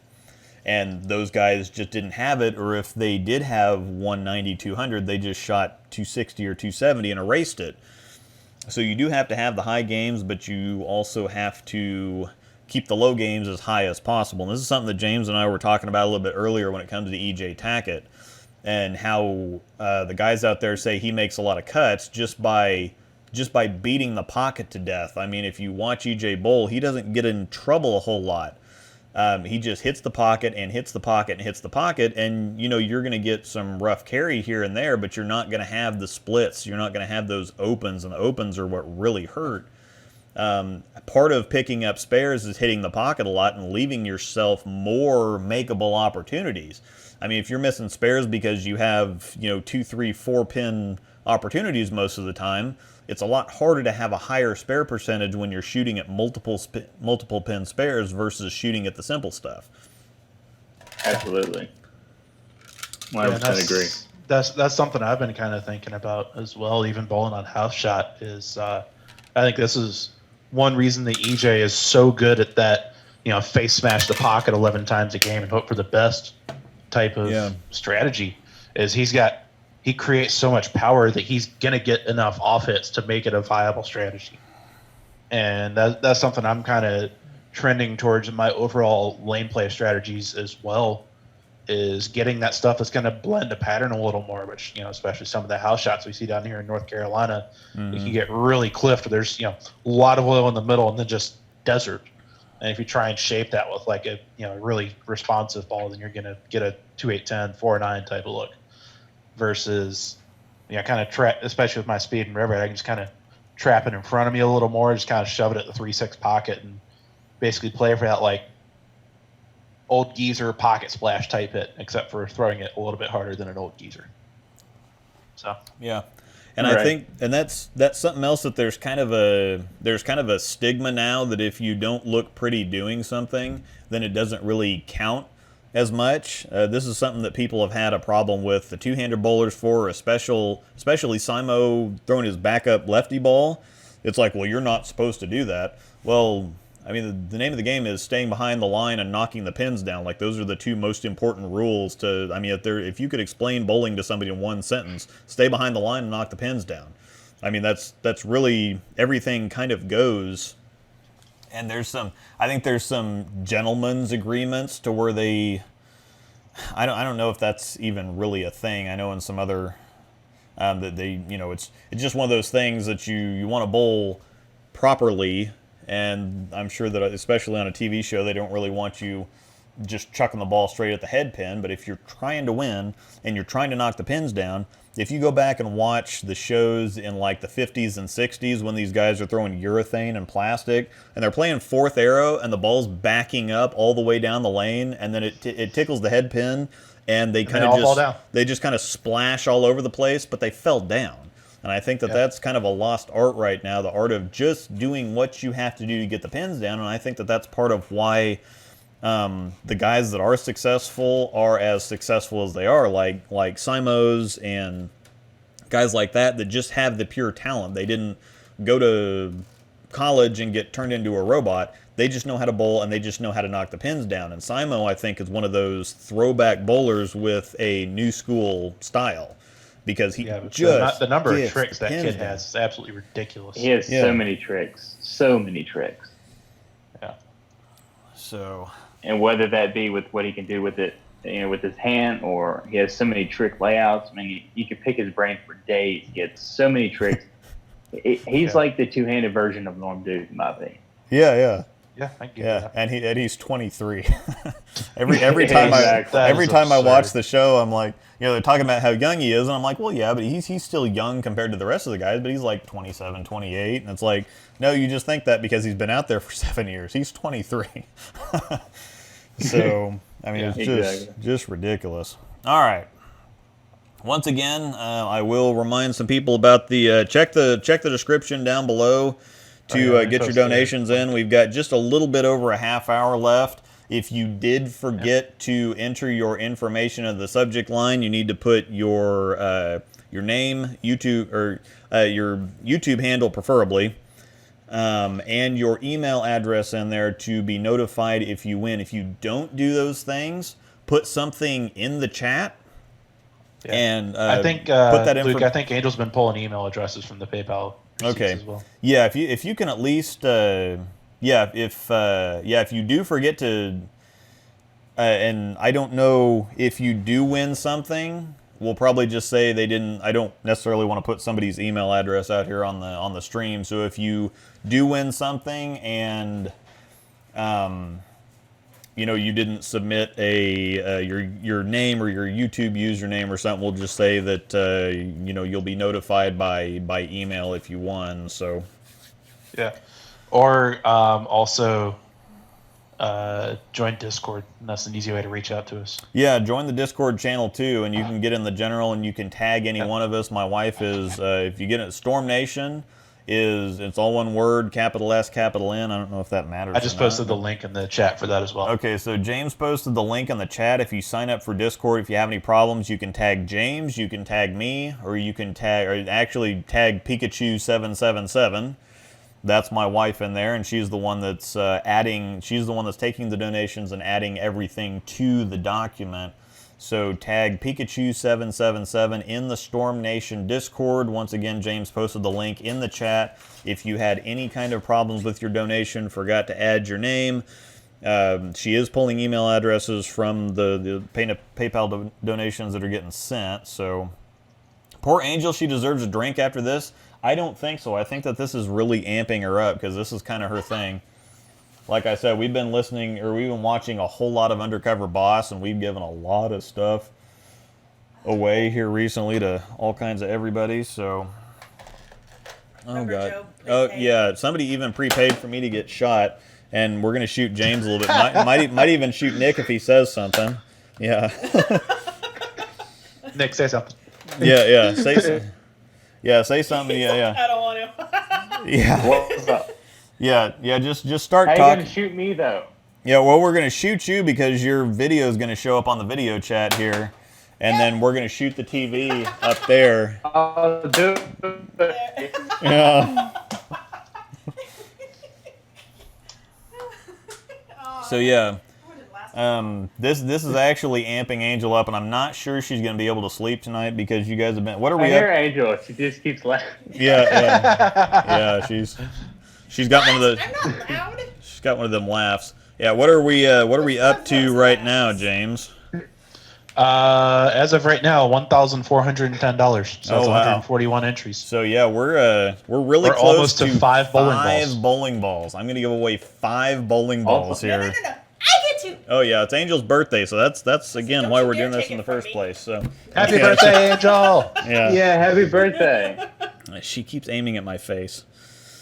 Do it again. Yeah, yeah. I'm gonna lose an eye. This is good. This is gonna be like a crisp every time.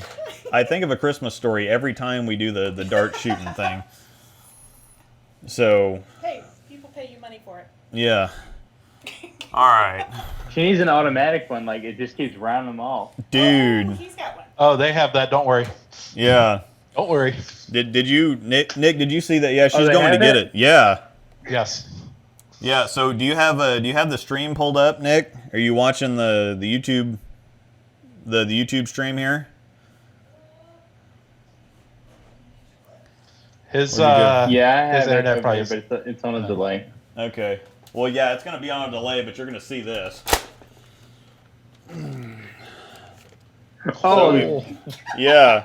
And I think you can see on the And this thing Oh, is wow. this thing's fully automatic. So well, don't shoot that at the TV, okay? yeah. So yeah, this is serious business right here.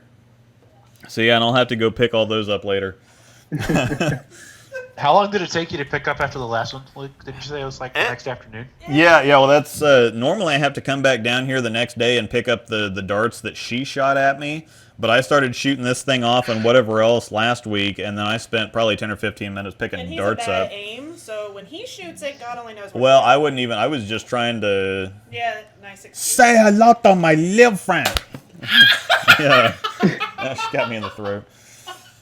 Oh God. YouTube's probably gonna strike this for depicting gun violence or something. Worth it. Yeah. So yeah. True. Worth it. So. All All your right. tons of dollars of ad revenue down the drain. Yeah, I know, right? No, it's like nickels now. Yeah. Because nobody's buying anything, or at least they're not advertising. I mean, Amazon's doing well, but that's a different Yeah. story. True that. So, all right, let's get So, back we're to a at, little bit of. $1,410. So that's 9 more entries in the next 27 minutes. Yep, and Angel. And that's 5 bowling That's balls. awesome. Yep, Angel. So, Pop in Oh, here yes. and show him your. She's got a dog rescue. Oh yes, it's got the little Yeah. thing on the thing Mhm. on the arm. Yep. So yeah, she's actually got from Cool Wick. She got a dog rescue jersey that they had. So, yep. And I was gonna. I don't know that. She's I also told got you. another one that's got paw prints on it. Yeah, that's actually where it started. But the rescue actually started a separate, like you have the donation that you normally do, Mm-hmm. that you can help with the actual adoptions, the whatever the injuries and stuff. You want me down here? You want me like this? Is Yeah, this yeah. it? There, that's it. Dork. But when the rescue, the lady that does it, her son actually just all of a sudden passed away. She went to wake him up for work, and he wasn't here anymore. He wasn't even 22, I think, maybe 23. Not sure what happened, whether she knows or not. Either way, he's not here anymore. Devastated her, and she started a Lance Memorial Fund, which is his name. And the rescues that sometimes the dogs would the owners would contact the rescue and say, hey, I've got this injury all of a sudden with this dog. I can't afford it. It's this $1,200 injury. And for the rescue to fix it, I guess there's some legal thing or something, I don't know, but they would basically surrender the dog to the rescue in order to get the help. Well, they don't have to anymore. The rescue actually has a separate fund now that if somebody reaches out to them and says, hey, I need help, I can't afford this, but I really don't want to give up my dog, they will actually pay for the dog to have a surgery. And so it's a separate fund. And so I've actually been messaging the lady the whole time and keeping her updated with the amount of money we've raised. And she's just in tears thrilled. So she's absolutely ecstatic for it. She's just going to take it and divide it between this memorial fund that they've created and the rescue itself. So. Yeah. So yeah, great update on that. That's pretty awesome. I mean, obviously super tragic with her son and never. Yeah, no, I wouldn't. But it's something good came out of it, and that was actually his idea. You're just making the best you can of the situation. So, He actually mentioned it too. and that's definitely what he would want. No, I'm good. So, all right. So if you have sent any donations in the last 5-10 minutes or something, she's going back up to get those added, and we will make sure that we get everything added in before we cut stuff off, and I will let you know. And we will give it a couple-minute grace period in case something takes a little bit longer to come through, or if you're getting into it last minute. Yep. But we do want to make sure that we have everything, and probably what we'll do is we'll go on ahead and once we get down to 9 o'clock, we'll have James put the finalized list up on the screen and make sure that everybody, if you sent something recently and you say, hey, my name's not on there yet, we'll make sure that we get everybody on there. If you don't see your name on the screen, and it should be, let us know and we'll get that taken care of. And I'm pretty sure that by the time she gets stuff updated, I'm pretty sure we're going to get to that 1,500. So, yeah, it's looking really good for that. yeah, so that's heckin' awesomeness. It really is. So this is kind of a tangential question, mainly for Nick, and this came from something I saw in the chat. Is Nick, if let's say you have a 6-ball arsenal, you have space for 6 bowling balls, and you're going into a tournament pretty much blind, you don't really know what you're coming into conditions-wise, what are you bringing with you? Okay. Yeah, so... Not knowing the condition. So it's kind of a generalist 6-ball bag, essentially, for tournament play. Well, the 6 balls that I would normally take everywhere I go would be a halo, an idol, because they share the same cover, just to be able to change from asymmetrical to symmetrical. I really like to do that a lot. And then, of course, something like a AccuTour or Winter Solid, big Winter Solid fan. Yeah. Then, of course, you got to have a urethane just in case we might encounter something that I can't control in the back end, so I'll go pitch black. And Idle Pearl. Idle Pearl is a good one for when they transition. So do you use plastic for spares, I assume? Or Yeah, I use plastic for spares. I can also use urethane. I just prefer the plastic, just so there's no. If I miss, I miss. Take that, Luke. You're outvoted. Yeah, right. You've seen me throw my promotion at 10 pence. That yeah, your promotion took less than my plastic, and that's promotion plastic ball. It doesn't. Everything I throw at spares is going straight. So just kind of trying to read between the lines a little bit with your arsenal, Nick. So you got your big like snow tire ASM with the idle. You got your like strong, smooth, benchmarky type piece big snow tire with the halo. Your strong, smooth, benchmarky piece with the idle. Right. Your really controlled ball with the IQ2 or solid. You got the idle pearl when you need more length and response, but still stay in a decent amount of control. And then you got urethane for if they're really tough, you need to play further outside, and then a spare ball. Is that kind of how that breaks down for you? Yep, correct. Typically,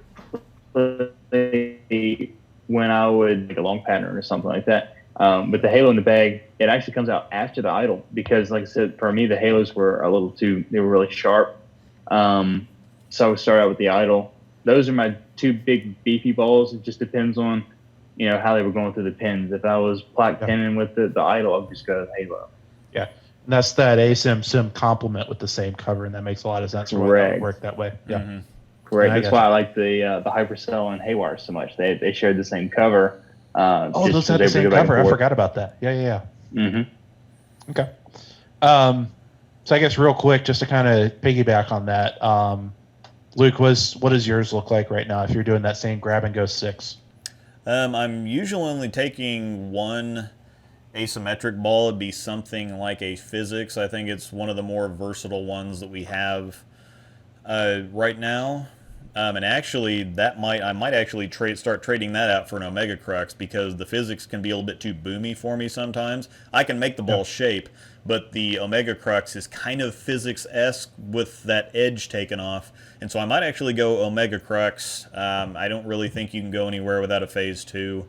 So that's got to be in there. Phase 2, Idle Pearl are a couple of my staples, couple that run in tandem pretty well. Depending on the volume, if I know that there's going to be enough volume, I might sub that out for a Phase 3. Those two are kind of interchangeable for me. If there's the volume, the Phase 3 is actually pretty sensitive to friction, and it can burn up. Pause for a second. You're cheating. You don't know anything about the environment you're going into, and you only get to pick 6. That's right. So based on that, okay, so I'm taking an Omega Crux, a Phase 2, an Idle Pearl, a Wild Streak, a Promotion, and probably my High Road T at the very bottom of the bag, because if I get down past the Wild Streak, because I can move as far left as I want to move left, and if they're so dry that I can't throw the Wild Streak from 5th Arrow or something, then it's a desert and I'm screwed anyway. And so then I would absolutely bail down to a High Road T. And obviously that leaves out urethane. You know, what if you're on a short pattern? What if the Wild Streak is actually fairly good on short patterns and flatter stuff, and so even if I wouldn't have the ideal ball for it, I'd have a bailout. And most of the time, tournaments anymore, you're not going to have something super short and flat. You're not going to have something super long and flooded. They play more with ratios and volumes right now than they play with lengths anymore, it seems like. It seems like everybody feels like it's a lot fairer if you're in kind of the medium territory. And so that's what most of the tournaments are going to be like, and so that's what I'm looking at based on the information based on no information. So based on no information. So just kind of reading between the lines and kind of explaining a little bit of arsenal building theory from this is, Luke, you've listed a lot of stuff that's going to be smoother, rounder. Let's see, your list was what? Omega, Phase 2, Idle Pearl, Wild Streak, Promotion, and High Road T.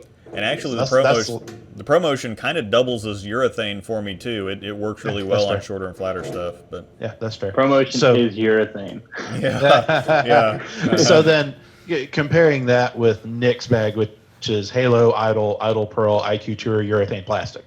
There's, even though you're building under the same parameters, that's two very different answers. And just kind of reading between the lines, and I say it's, Nick having seen U-Ball some on YouTube and Luke having seen U-Ball quite a bit, is, Luke, you really like to roll the ball and shape the ball with your release and use smoother stuff to control the pocket. Yeah. Versus Nick, I think you have a little more axis rotation and tend to like that extra bit of surface to get the ball started soon enough so that it can shape down lane. And you don't really need to kick, it's not as high of a priority for you to look for that, like, big boom type of reaction down lane, because the Idle Pearl is the closest you get to that.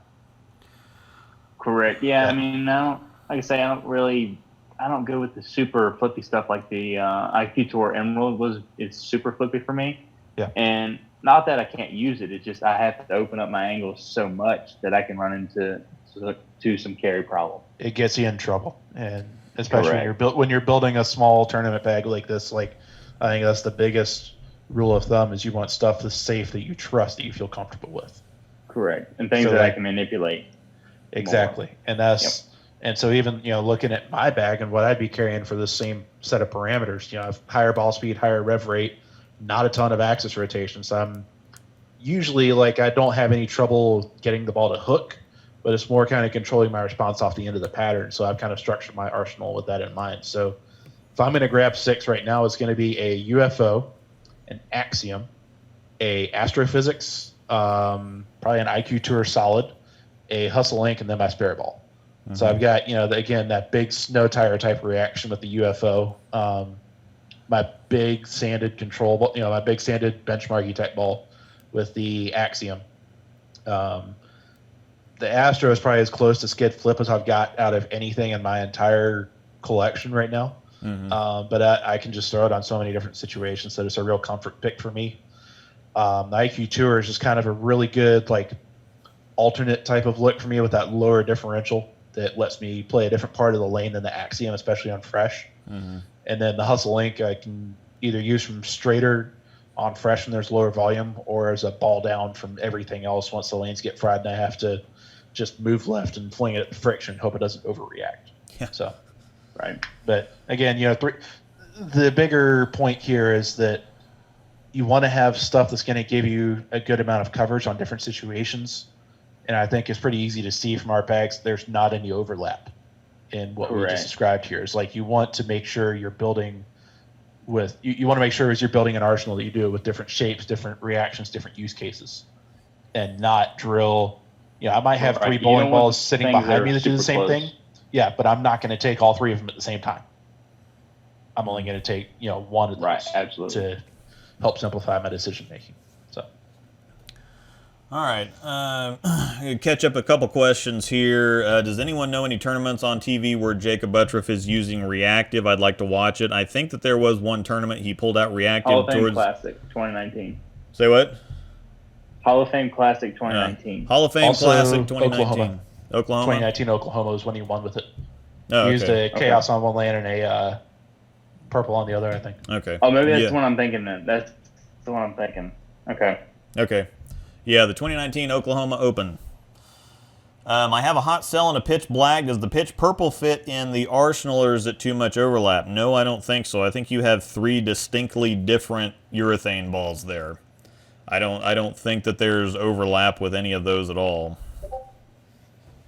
So, do you guys agree? Yeah, I'll agree. Let's see. And once again, for those of you who don't know, or for the first time, I guess, Nick Brown is Mr. Storm Rotor Grip Bowling Balls for Sale SRG BBFS group on Facebook. Over 20,000 members. So, should be getting pretty close to 21,000 by now, aren't you, if you haven't?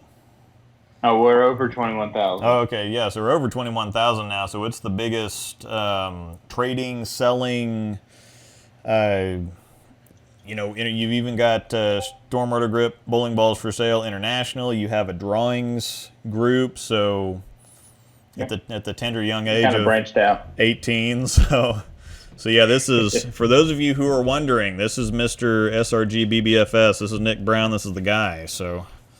Luke, real quick, we crossed $1,500, so All we're right. giving away 5 bowling balls tonight. Yep, we are officially, Let's and go. we're That is awesome. We're 12 minutes away, so if you want to get in the action, we are giving 5 bowling balls away because of your donations, and thank you, just amazing turnout response. Couldn't be happier. Angel's probably upstairs jumping up and down and squealing like she does. So let's see. I have that Nerf gun. Yeah, the big one that I... Oh, balls. I'm way behind. And for the arsenal stuff and the theory crafting stuff, that's pretty much what we talked about the entire stream last week. So if you want to get deeper in on that, go check out last week's stream. We talked a bunch about that. Aaron, thanks again for helping keep up with some of the questions in the chat. Let's see. Yep, Angel's updating as fast as she can. Have you watched any of the Beef and Barnsey show? No, actually, that's the funny thing is that's not really my type of thing. If somebody's not bowling. It is actually like those two guys are pretty hilarious. I'm sure it is because I listened to... Like they've had some really good conversations on there as well. I've only caught a couple episodes, but one of the ones I caught was they did a PDA League mock draft. Yeah, that would have been kind fun. of talking that they had let's see, it was obviously Stu and Barnes, and then they also had Bill O'Neill and Tom Clark on there. Yeah. And they were all kind of designated teams that they were managers of. Yeah. And they drafted for those teams and kind of they had some really good banter, but also some really good discussion kind of about team building strategy and how those that works in the context of the league. Those kind of discussions are where you find the best nuggets because those guys just get talking and stuff just automatically comes out that you wouldn't really think to ask a question about. It's like, oh crap, I never even thought about that, considered that, whatever else. That's the kind of stuff for just being around those guys when they're talking. You'll pick up on stuff you didn't even know existed or would even conceptualize thinking about. But that's just being in a room with several pros talking business or talking shop. or especially on these live streams, is probably the best. I think it's one of those things. If I actually turned it on and started watching, I would watch, especially because Barnes is a lot funnier than people think he is. He has a very dry sense of Oh humor. God, yeah, and Beef Stew is just hilarious, and part of that is the accent, because English people sound so proper and so whatever else, and it's just so funny to watch an English person get fired up about something because what they're saying and how they're saying it just don't match at all. Yes. So it's so great. So all right, let's try to. Stu's awesome. Or Luke, you could try to throw it like Chaz Brewer. Yes, I would love to throw it like Chaz Brewer. I'm lefty. Probably not still, but Chaz is pretty awesome. Yep, Angel posted $1,500 that we got to minutes ago. Let's see. Thanks for all your reviews. Bought 3 balls based on your reviews. That's awesome, possum. Awesome, possum. Yeah, Rescue Group is outstanding. Thanks again, everybody, for the donations. It's heckin' awesomeness. Let's see, what else? Is there anything else that stood out to you in the chat there, James? I think there's been some regular banter, but I don't see anything. Nothing else has really stood out that's worth calling out as a separate topic of discussion like this. We've got about 7 to 8 minutes left, so let's talk about. Let's try to pick some of the GOATs, some of the best storm balls from kind of recent memory, or we've got a few minutes here. Let's pick a couple that were the ball while they were out. I don't want to go Black. Yeah, Code Black. I don't want to Code Black. go too far back into the past, because I'd say something like I'd start talking El Niños and X Factor and something like that. And I think the technology gap has gotten wide enough that'd be a little tricky to kind of figure that out. But so yeah, let's Code Black. Let's talk Code Black, because that was a popular one, and that's one that everybody would like to come back. The combination of the big core, but not the crazy strong cover stock to go along with it. Something that's both kind of powerful and usable at the same time. So I think the obvious answer would be the astrophysics, just because asymmetric core, similar numbers. Same cover stock, similar, not exactly the same though. Yeah, the atomic core I think has a lot more pop than the code core, and the code core actually does have a higher differential. It's 058, I'm pretty sure. Higher diff and higher int diff. Yeah. So the mass bias differential is higher. But the astrophysics, I think that atomic core produces more shape than the code core does. The RAD4. Yeah. The way I perceive it is because I have a Code Black and an astrophysics right now. The Code Black feels a little earlier, a little rounder, but also keeps going a little more, versus the Astro is a little cleaner, but a little quicker once it sees friction, but also a little more forward. Yeah. Off the spot. Yeah, so I'd agree with that. It's subtleties, but they're really, really close. Like, you would have to throw them back to back to really feel a major difference, I think. Yeah. Back to back, side to side.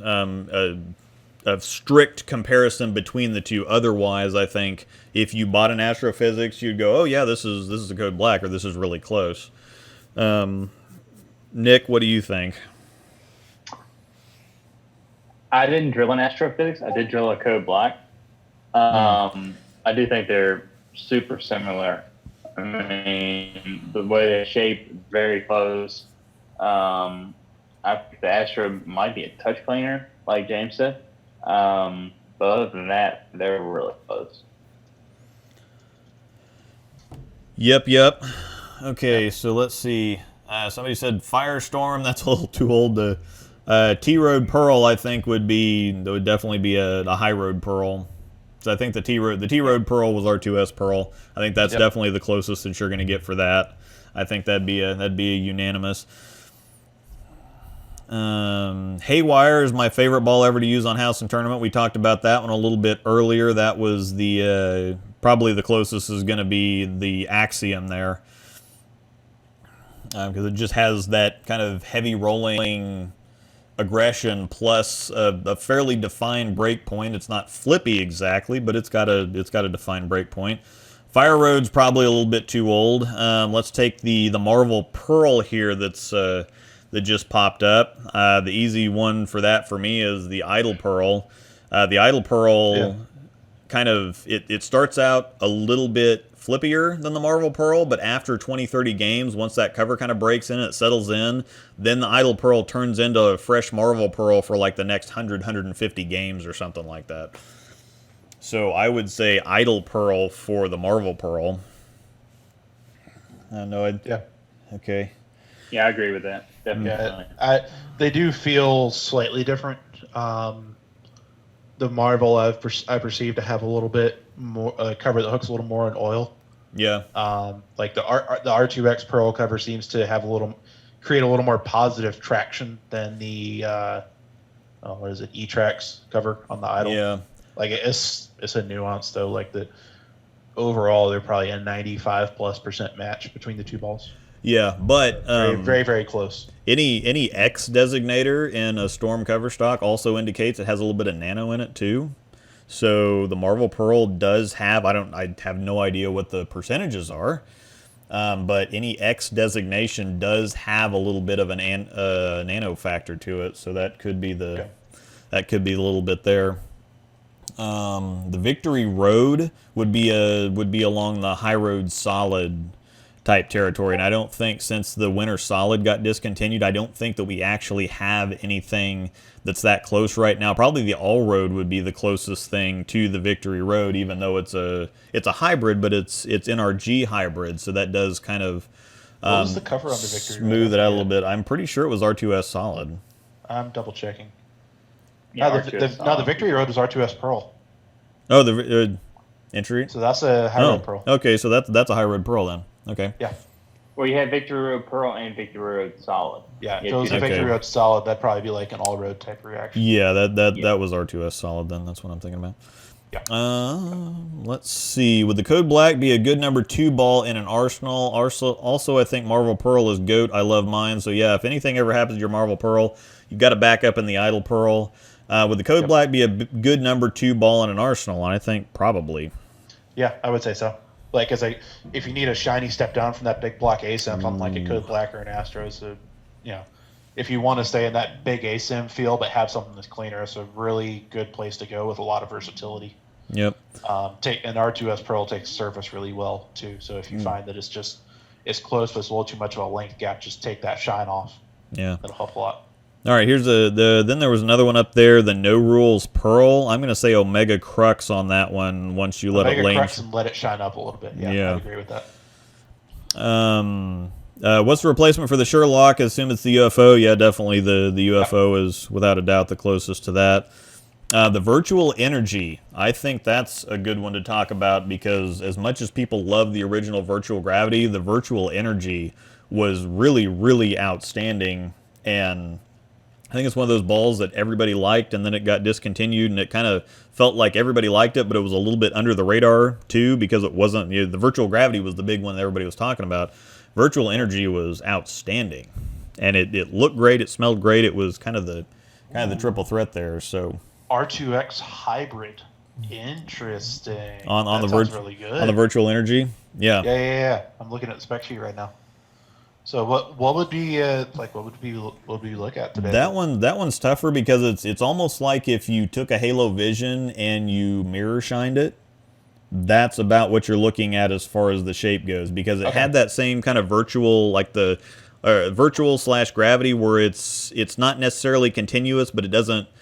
It's not straight. It's kind of in between the two. It's kind of got a gravity evolved shape to it.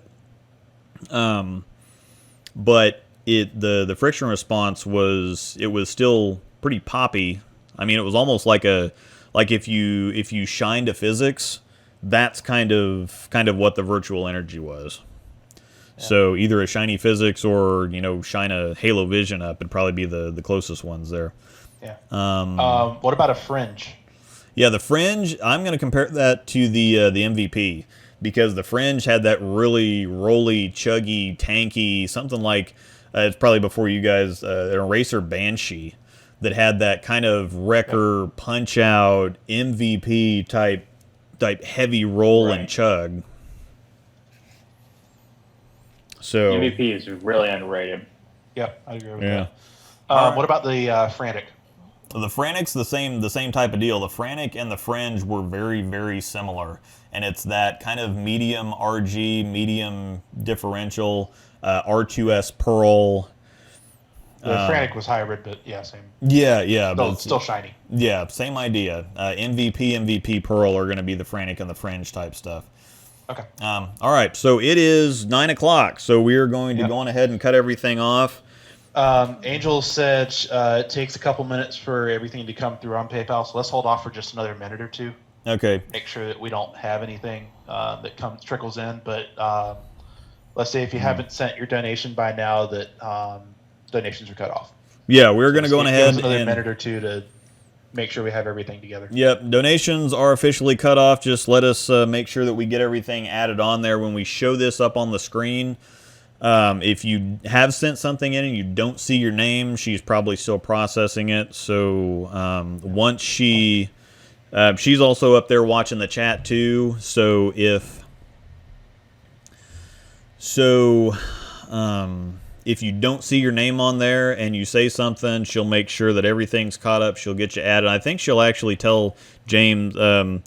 Angel, why don't you just tell James when you are done with the PayPal stuff and ready to show what's on the screen? Because she'll get to the end of adding stuff in, then she'll let him know, and he'll pop it up on the screen, and we'll make sure everything looks good for everybody.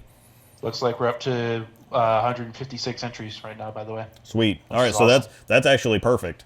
That's perfect. That gets us right over the 5-ball mark, and I was kind of worried that we were going to end up somewhere at like 1450 or just not quite close enough to the. I'm sure we would have made it, but this is perfect. This has gone really well. So. So while we're waiting on Angel to get that finished out, Luke, I just got a message from Norm from Discord on Discord. God. He has a question for you. Oh, great. So. You find yourself back in school attending Kansas University. After your first week of classes, where many of your teachers were yelling at you for loudly slurping cotton candy blizzards during lectures, you're ready to party with the frat boys. Valid. You walk into the party and see nothing but Storm and Rotogrip bowling balls drinking, smoking, dancing, and hooking up. Which ball do you likely party with, and what ball is likely to jump off the roof onto a plastic table? Okay. I never went to parties. I never had anything to do with frat guys. I mean, as you would never know it, but back in the day, I was kind of like not cool and pretty socially awkward. I mean, you wouldn't have any idea. No. Yeah. All right. So which one would I party with, and which one would I expect to jump off a roof? Let's see. I know the jump off a roof. Interesting. Or I think I do. Let's see. The one that would probably have to jump off the roof is the MVP, because it's just that's exactly what I was gonna say. Yeah, okay, yeah, because it's just crazy. I mean, the MVP is just absolutely berserk. Hashtag HP5. And I think that this is a little obvious, but the Wild Streak I would probably have to party with. Just because it's a jack of all trades. It's really fun to throw. I've shot some big stuff with it, and it just seems like, and there's people that know how to party, and there's people that don't know how to party. The Wild Streak knows how to party but still get the job done. So the Wild Streak is going to be able to party, and then it's going to get up the next day and go to work and be fine. So that's fair. I'll give you that. Yeah. That's a good answer. $5 donation. Thanks, Luke, for hosting these chats. Very informative. Appreciate it a bunch. Thank you. And once again, thanks for all the donations. I'm thinking a little bit over 1,500, 1,600 is where we're going to sit. We're giving away 5 bowling balls here momentarily. Yeah. We're up to 157 entries now. Okay, so $1,570. Each entry reflects a $10 donation. So the rescue's really going to appreciate it. We really appreciate it. We love helping the rescue out. And like I said, there's quite a few times where we'll have a dog, and the expenses that go into the dog are more than what their adoption fee is. And so having the donations from people is really how the rescue survives and gets dogs out of. We also get a lot of dogs out of kill shelters. So if there's a dog on the kill list, and they'll post something in the group and say, hey, this dog's only got a couple of days left, we really need somebody to take her. And so a lot of these adoptions can kind of be down to the wire, and just, getting a dog out a day before it's supposed to be put down. So yeah, everything definitely helps out, and we really appreciate it. So Yeah, for sure. All right, are we about ready to? I think we are. I'm just trying to make this formatted a little bit easier, so it's going to be easier to see on the TV behind you. Okay. I'm going to go on ahead and post the link one more time in the stream chat for you guys. Okay. Just in case you. All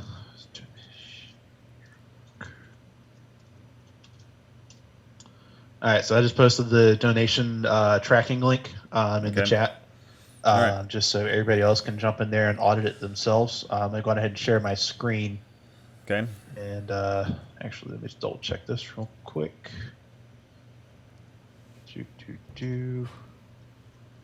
There's that. There's that. Okay. I missed my fear factor. I lost it in a fire. I think that you and me are the only two people on the planet that actually like the fear factor anyway. So it was ugly. I think it was the last factor ball. The fear factor was the last one that they put out. They put out like 8 or 9 of them. The fear factor, I'm pretty sure, was the last one. It's the one that killed the line. Because it was kind of like purple taboo-ish. It was just kind of... It was a sanded pearl, I'm pretty sure, that was kind of pukey, but obviously that's the kind of stuff I like. So yeah, it was great. So all right, I'm gonna go ahead and share my screen, so you should be able to see that now. Okay. Yep, looks like it's on the screen behind you. Tried to kind of break this up at least a little bit so it's easier to see in one. Well, ish. Actually, here. There we go. There we go. Yep. So this is the full list. This is in the order, I believe, that we received donations. Yep. Yeah, we just put you on there in the order that we got stuff. Yep. So that's all 157. And it's probably hard to see on the live stream through the TV. Yeah. I think even if I blow my screen up, yeah. Whoa. Yeah. All right, yeah, you're not going to be able to see that through the live stream, so... Yes. It does. Angel said that the count we have here matches with what we have on PayPal. Okay. For you guys, so I think everything is accounted for. Okay, yep. Like.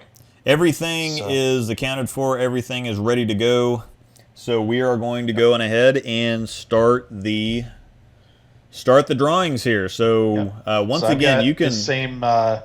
I've got the same list of 157 just in one block right here. Okay. So I'm going to go ahead and copy this. I'm going to use namepicker.net, which is a random name drawer that I found. Oh, okay.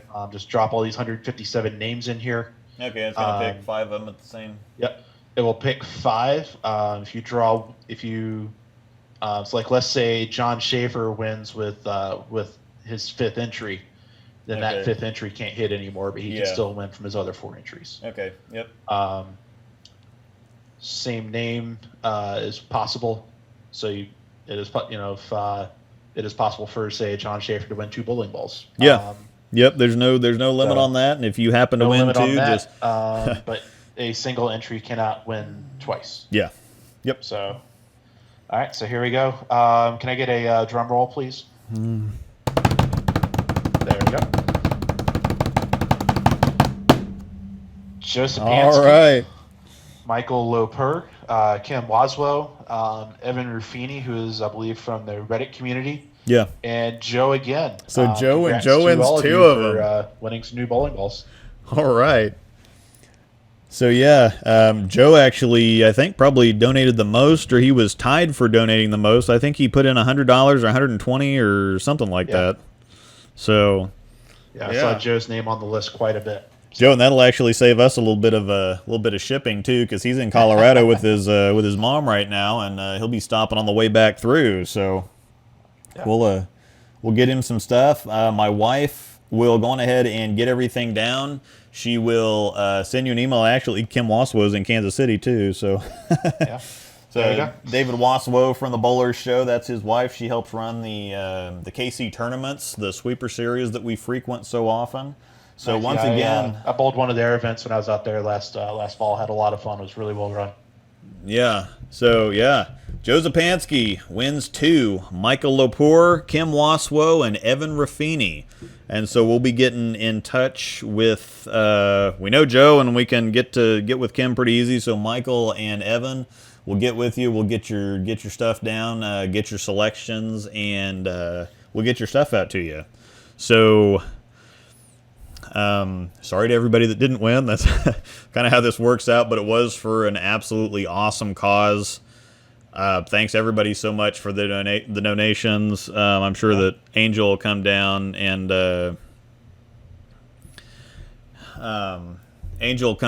squeal a little bit if I can get her to. And I'll post that in the Discord as well. Okay. Yep. Wrong Joe though. Yeah. Sorry. Yeah. But yeah, thanks so much. And we completely blindsided the rescue with this too, and we just, again, this is like the best birthday idea I've ever had, and I'm never going to be able to top it. Maybe we'll make it a thing where we do it every year, and maybe we can even make it bigger and add some extra stuff to it, and whatever else. So, very, very appreciated. We love the rescue dog thing. We've got 3 of our own. And actually, all 3 of them were kind of rescues. We got Una, the Panda Bear Productions. If you watched my videos and saw the very end, it's Panda Bear Productions. That's Una, our husky, and we got her from kind of a bad situation too. She was pretty young. I think we got her at 2.5 months, 10 weeks, something like that. So she was pretty young, but she was in a group with other dogs, and they just kind of put a food bowl on the ground, and whatever dog got to it first got the food, got fed. So she was kind of food aggressive and whatever else when we got her, but we got her out of that. And then the other 2 were just straight rescues that we got from Paws Crossed, which was another one in Kansas City, and then they disbanded and kind of formed up with Pawsitive Tails, and so that's how we got on there, and we've rescued a few and gonna keep rescuing as many as we can. So, thing that we really like doing. Yeah, thanks Nick for showing up. If you've already gone, then that's okay. Yeah. So, very, very cool. All right, so. Interesting. Joe Zapansky said on here, I will donate one of my wins for a $50 donation from someone.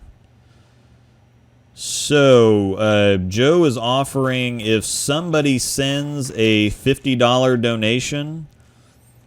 Now we have to figure out how to do this. So if somebody donates $50,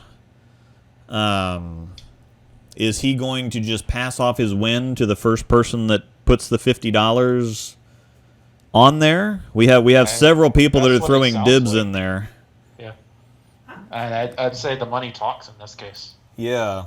So I don't know, Joe, if you can post in the chat and kind of compare. Or maybe we could even auction it off. Yeah. I don't know. We have several people that took dibs on that, so nobody's sent anything yet. Let's.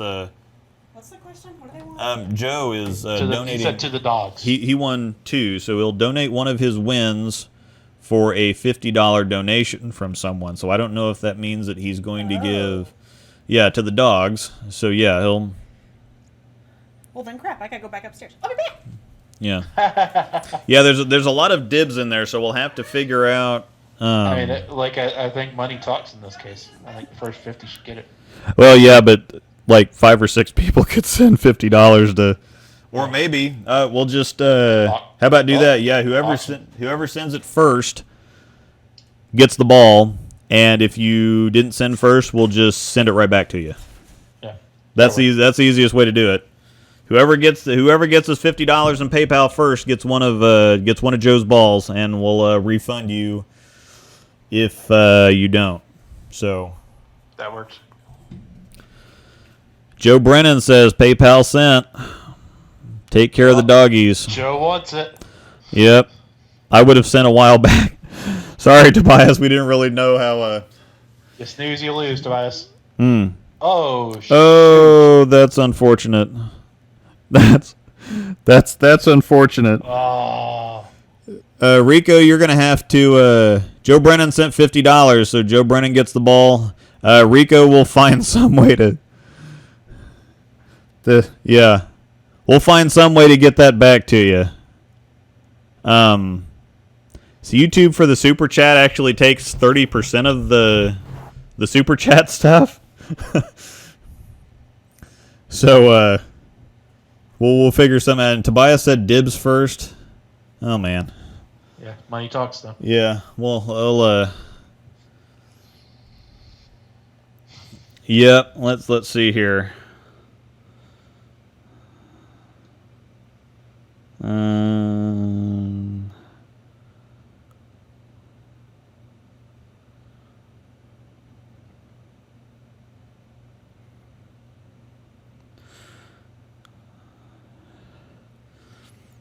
Just give me a second here to. All right. So, Rico, if you can get onto Discord and send one of us a message, we'll try to figure this out. Yeah. Stormnate, yeah. Rico, yeah, James posted the link, so get into Discord and send me, James, or my wife a message, and we'll figure out how to get that back to you. That complicated things slightly.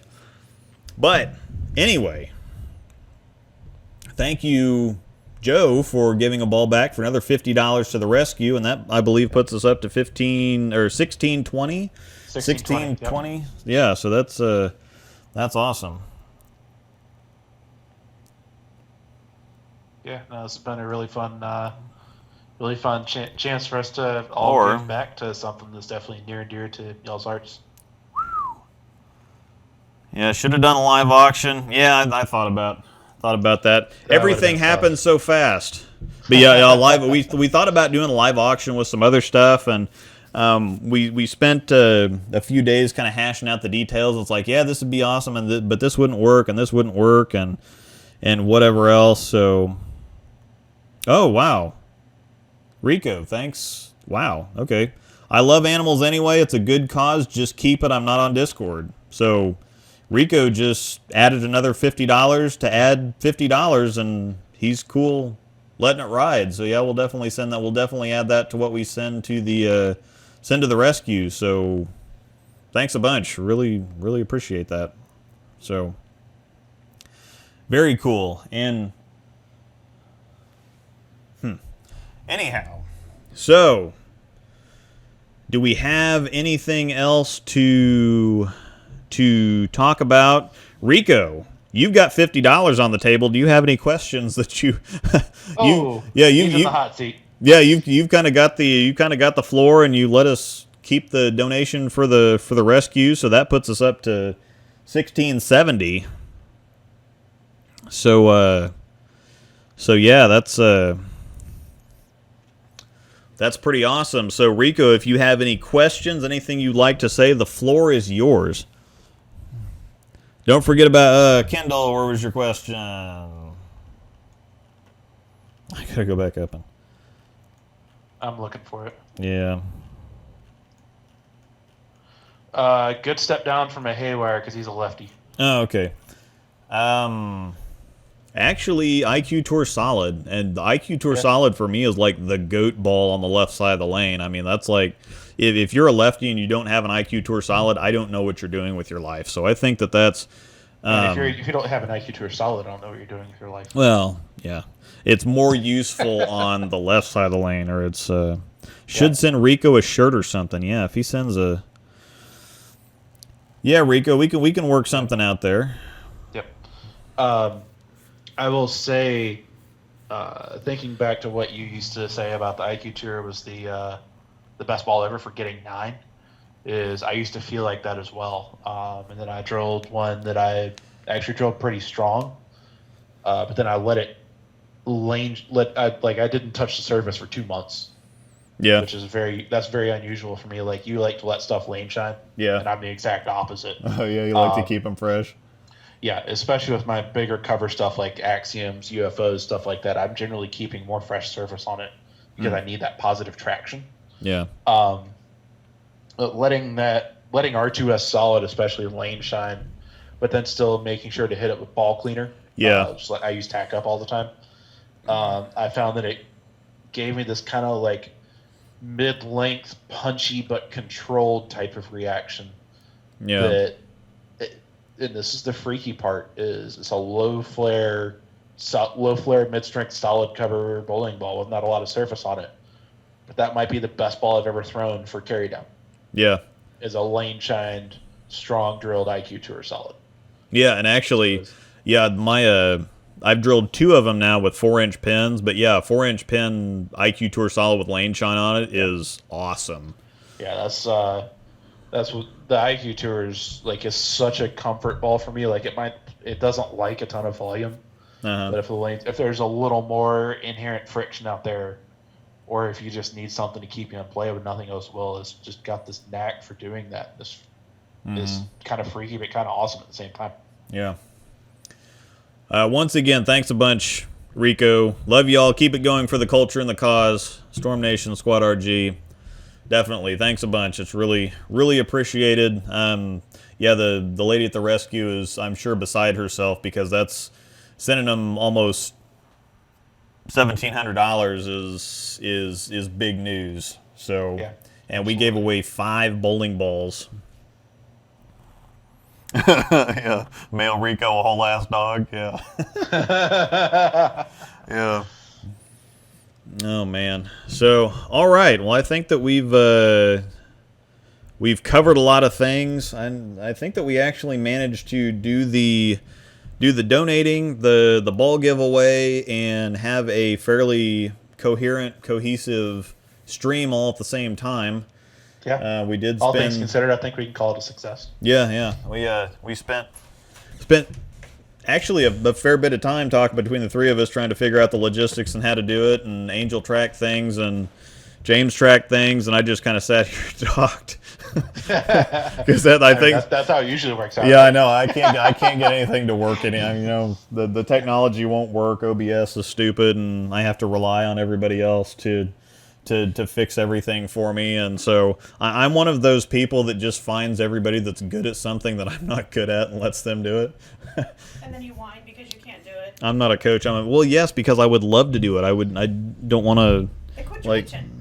Well, I mean, I found a lot of good people. Let's put it that way. So, Angel, we're gonna put the birthday girl on here again. So, yep, with her rescue jersey on. Yeah, so, I was sending Carrie and Crystal messages. Yeah. The hour update, and then told them what we were up to. So. Yeah. Made the comments like, "Oh, I'm going to put you in charge of fundraisers." Like, no. Yeah, no. Let's not do this. No. Yeah, we might make this a thing every year, and maybe I can get some other people involved and get some other cool stuff to give away. I mean, I know getting a bowling ball's a whole heap load of fun, but we might get some. That is factual. Yeah, we might get some. Well, see what else. Things are getting ready to open. People are starting to get excited and get their stuff, and need to get into pro shops, and they're looking at when are they open, just to. Yeah. And for those of you that donated, didn't win anything, I apologize, but I totally feel your pain because whenever we have like the 50-50 raffles, and she knows this, whenever we have 50-50 raffles come through the bowling alleys or whatever, they could sell 200 numbers, and the number that I got would be like 400 or 500 away from the number that they picked. I mean, if I get within 100 of the number, it's like, man, did we even? My ticket's even a different color here. Like, what? It's the wrong number and a different color. What the hell happened here? That's my type of luck. But Yeah, I think you actually one time you told the people around you, like, you don't just go down there and buy your ticket because these are all bad. yeah. Just don't buy any tickets anywhere close to me. It's just bad juju. So.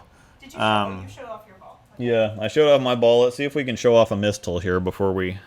Oh, you want a Mistle? Yep, I want a rescue dog. Or you can pick her up and show her off.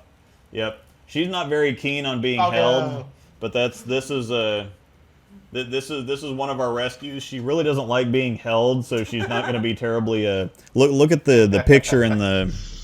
We have other pictures and stuff like that where she's a whole lot happier. But she is actually, they DNA test some of the dogs sometimes too. She is a German Shepherd cattle dog Papillon mix. So she looks like a little German Shepherd puppy, and she gets her size from the Papillon. But she's got the cattle dog fur, but she's got the German Shepherd coloring, and then there's Aspen over there, which she's a chunk. Yes. Aspen Piglet, Yeah. and that's just not even going to work. So. No, she will destroy all of this. Yeah, she'll destroy it all trying to get down. She's built like a pit bull. Yes. So Her DNA test should be in next month. yeah, we just submitted her DNA test, and so when we get that, we'll share it with everybody, and that ought to be kind of interesting because she looks like she's got Shiba, Corgi, and German Shepherd in her. That's kind of my guess anyway. So Angel's gonna show, because it's her birthday, she wants to show her Belmo ball that we donated a lot for to help the cause of Tani Shabani and Nice. That does look really nice. in Wisconsin. Yeah, and it's I mean, it's so much better in person. It looks great on here, but this thing is immaculate. I mean, it is pristine. It's gorgeous, and Sparklies in there. you know, I'm not into spare balls, so I'm gonna get this little booker. We know. one way or yeah. another. But we're gonna find a way to get that signed. So I'm going to plead. I might yeah. like absolutely squeal in his ear, and he may hate me. Oh wow. Joe Zapansky's mom wants to donate $50 to the dogs. We'll send by Google Pay. So we're up to $1,720 that we're sending to the rescue. So thanks Joe's mom and Joe for. Yeah. Yeah, I was gonna say, yeah, that sounds good. Yeah. Thanks, Joe's mom. Thanks, Yeah. Mama Sapansky. Yeah.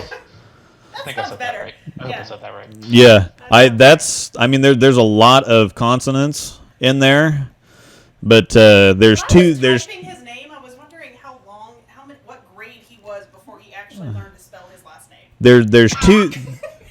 There's two Z's in there, so that's just kind of what I went with. Aspen Chubby. I might see if I can. I definitely can't hold the panda up, and you see her all the time on Panda Bear Productions anyway. So I'm gonna get. I'm gonna see if I can get giant walking fluff ball. Aspen. You're not gonna get her out of her crate. Yeah, maybe. Aspen, come on. Come here, sweetie. Come here, Aspen Piglets. Yeah, she knows what you're doing. Aspen, come on. You guys want to go outside? Okay, come here. Oh, yeah. You're not All smart. aboard the struggle bus. Oh my god. He asked them to go outside, and the dogs took off outside, and he's shocked. Angel, we got a Curtis Lennox in the chat said he'll donate $150 for the Velma ball. You're missing a comma in there. Yeah. Is that a no? Oh, yeah, with another word in front of that. Yeah. Yeah. Sorry, Curtis. No. Better luck next time. Yeah. They paid no, we did not pay $7.50 for it. That would be less than what I paid for it. Oh, Joe learned to spell his name in kindergarten. Okay, What? that's impressive. Bravo, sir. Well played. I caught a piglet. Oh god. Oh, this poor guy. Curtis, I'm gonna trust Luke and Angel on what they're saying with what they paid for it. So yeah, thanks. Then. This is Aspen. That is Hey, Aspen. absolutely terrified. Yeah, Oh my she's been our toughest one because she's very, very timid. Mistle. And she's been one of these, it takes a village and a couple of dogs and us, and we've had her for about 2.5 years, and she's still really, really shy. We're going to try here pretty soon to get her a lot more socialized. But we just sent her DNA test in, and she looks kind of. She's got some Shiba in her. She looks like a Welsh Corgi, kind of from some coloring and from some features, but you can obviously tell the German Shepherd in there too. But this is Aspen. She weighs 60 pounds. So she's a chunk. She's built like a pit bull, and she's really heavy. Put her down. She's actually not too bad, but yeah. Yeah, but you need to be by your mind. This is They Aspen. Okay, so even though you couldn't hear that, that was Aspen. And now you're winded from holding her. Oh yeah, she's Aspen HD. Give me your phone. What's wrong? Nothing's wrong. Oh, Give me your phone. okay. No, do your thing. Okay. All right. I'm gonna tell you what to do, and you're gonna listen. All right. So in 4th grade, my classmates used it as a bonus spelling word. That's great. Oh, man. He did learn to spell it in kindergarten, though. I'm impressed. Yeah, Kratos. Aspen's built like a bigger corgi, but since I think that she's definitely got German Shepherd in her, and so the combination of those two could kind of result in the shape. She's got the look. She's definitely got the coloring. We are over 17. Holy bork. Okay. Lance. Yeah, we're up to... got some more sent in, so we're up to... Wow. Well, 1720, but what about the Google Pay stuff? And then Rico sent in 50, so that Rico we won't get until next month. that's fine. We can. Yeah. So. But he sent 50, so that's 1770, and then another Google Pay of. Well, this is 50, 1720, and Seven- then 50 that, so yes. 1770. Yeah, we're at 1770 now Wow. for the rescue. So yeah, gigantic corgi actually. Yeah. So that's what I'm thinking. And she's also kind of built like a Shiba, so maybe that's German Shepherd Corgi, and it kind of offsets and makes her look like a Shiba. But I think there's a little Shiba Inu in there too. Yeah. But all right, so this is kind of going off the rails a little bit, but this is a rescue dog themed thing. It's Angel's birthday. We shot around some Nerf darts. We raised a bunch of money for our local dog rescue that we foster for. They definitely really appreciate it. Rico sent $55. You just sent $50. Yeah, and she's like, get me out of here. Yeah, Aspen doesn't really like being held. Mistle doesn't like being held. Una just doesn't like being touched, really. But She likes me. It's you. but Una's just the ultimate. She's like the alpha female.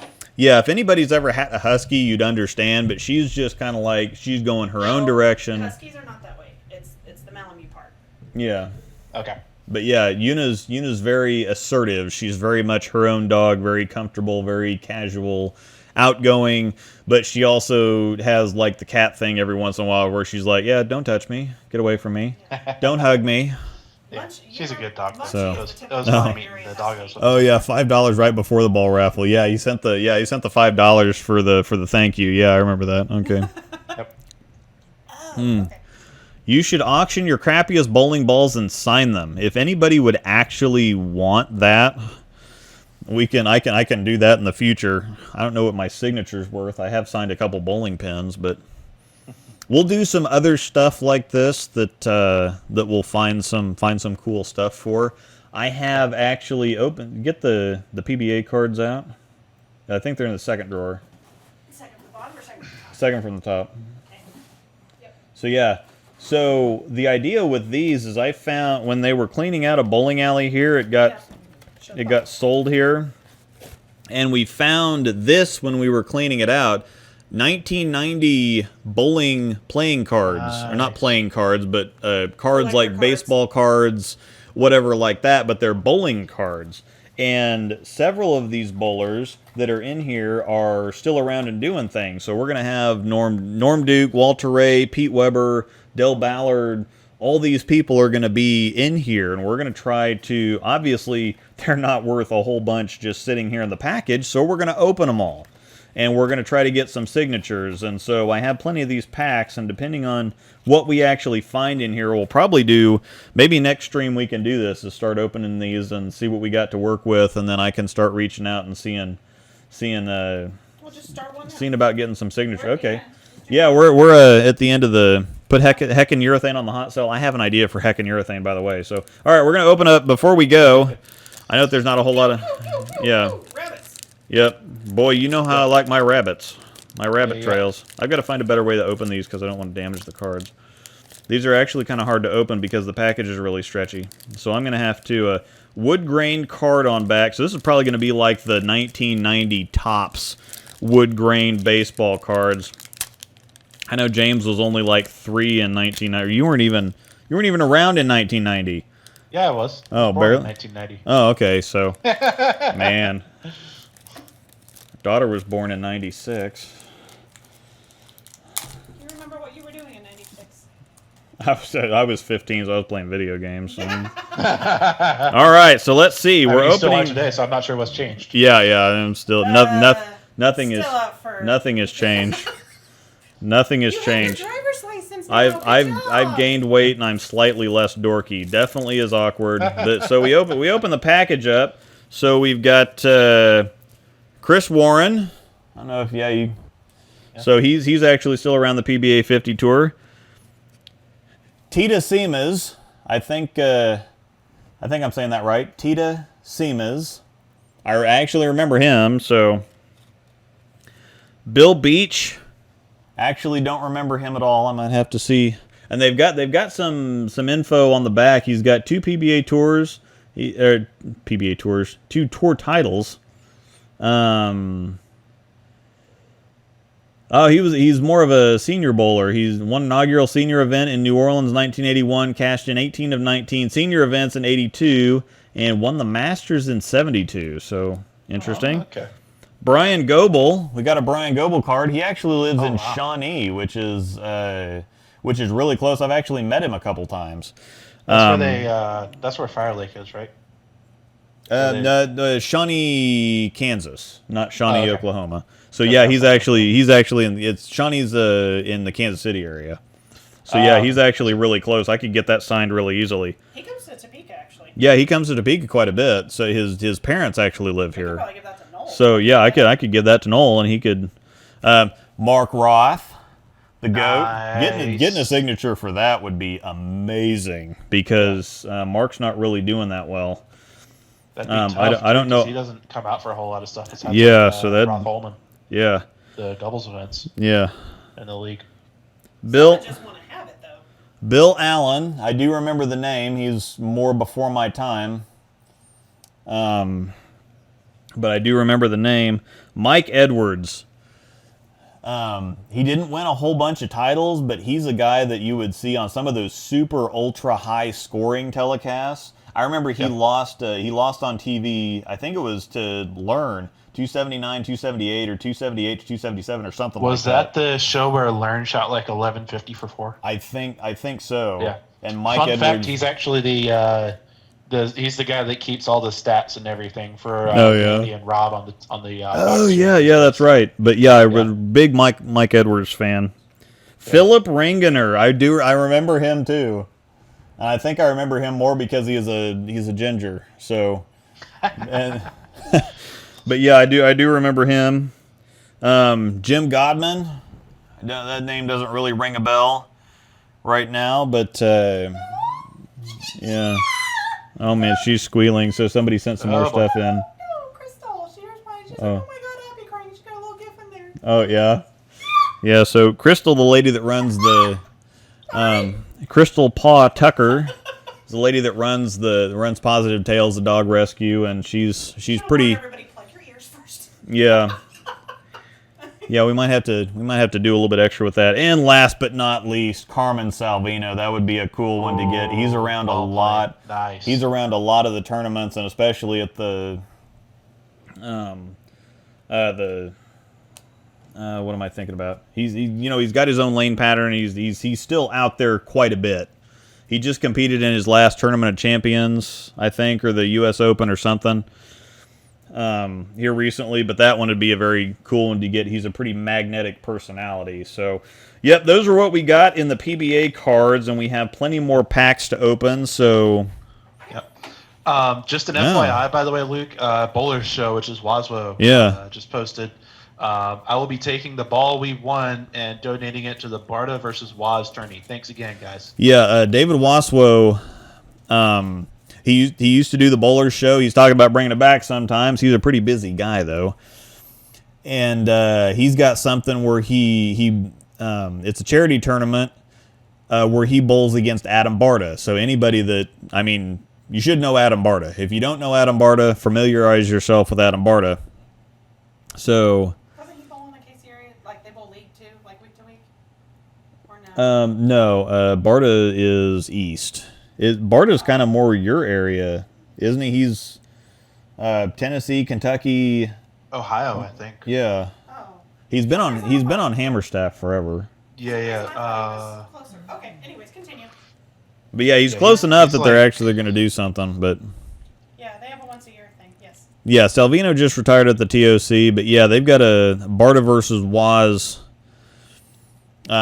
charity kind of match coming up, and he's going to be donating it to that tournament to give away to.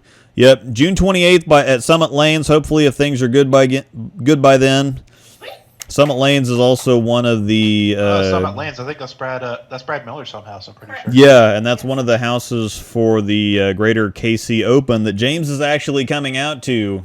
Dave, once you get entries out and stuff, I think we got like 3 or 4 teams worth of. Almost 14. Yeah, we have almost 4 teams. We got people coming from all over the place. Local people, so once we actually ask some local people. Yeah, we'll yeah. have 14. Yeah. We literally have no There's- local people there's coming in. possibility of us building a super team for that of like you, me, Riley, and someone else. Yeah. Oh, yeah. Like, that'd be pretty scary. Yeah, I think Riley Patton's going to bowl with us. Dave knows him. He shows up to as many of the KC tournaments as he can make it out to. Dave and Mike Adamski also run the Kansas City tournaments. Riley either won or came in second.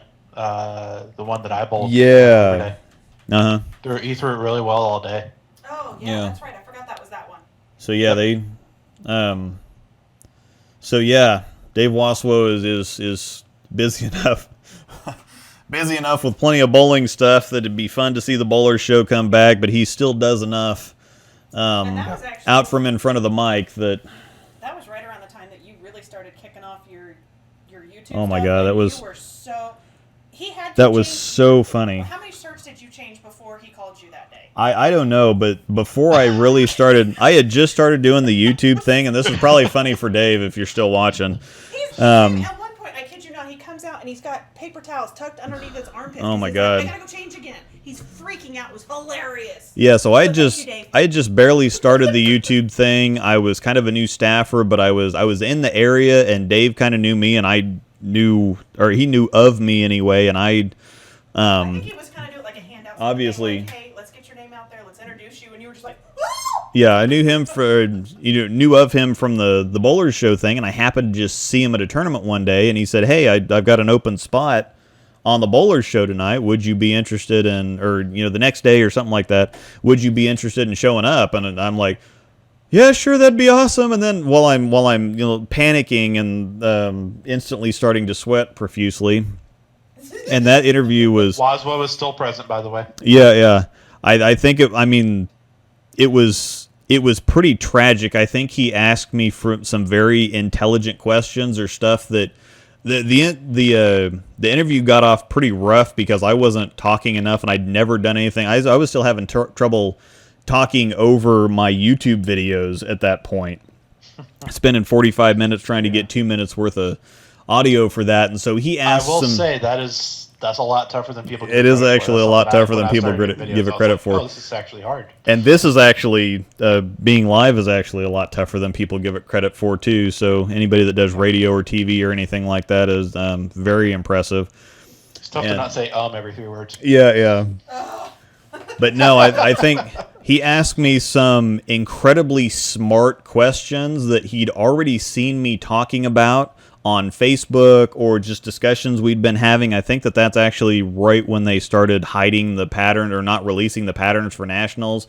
And so he asked me questions that he knew I was going to have something to say about. He didn't really blindside me with anything, but that was back when I was doing the lefty-righty thing. And I think the first question was, so which tournament, which hand did you bowl the tournament with? And I bowled right-handed.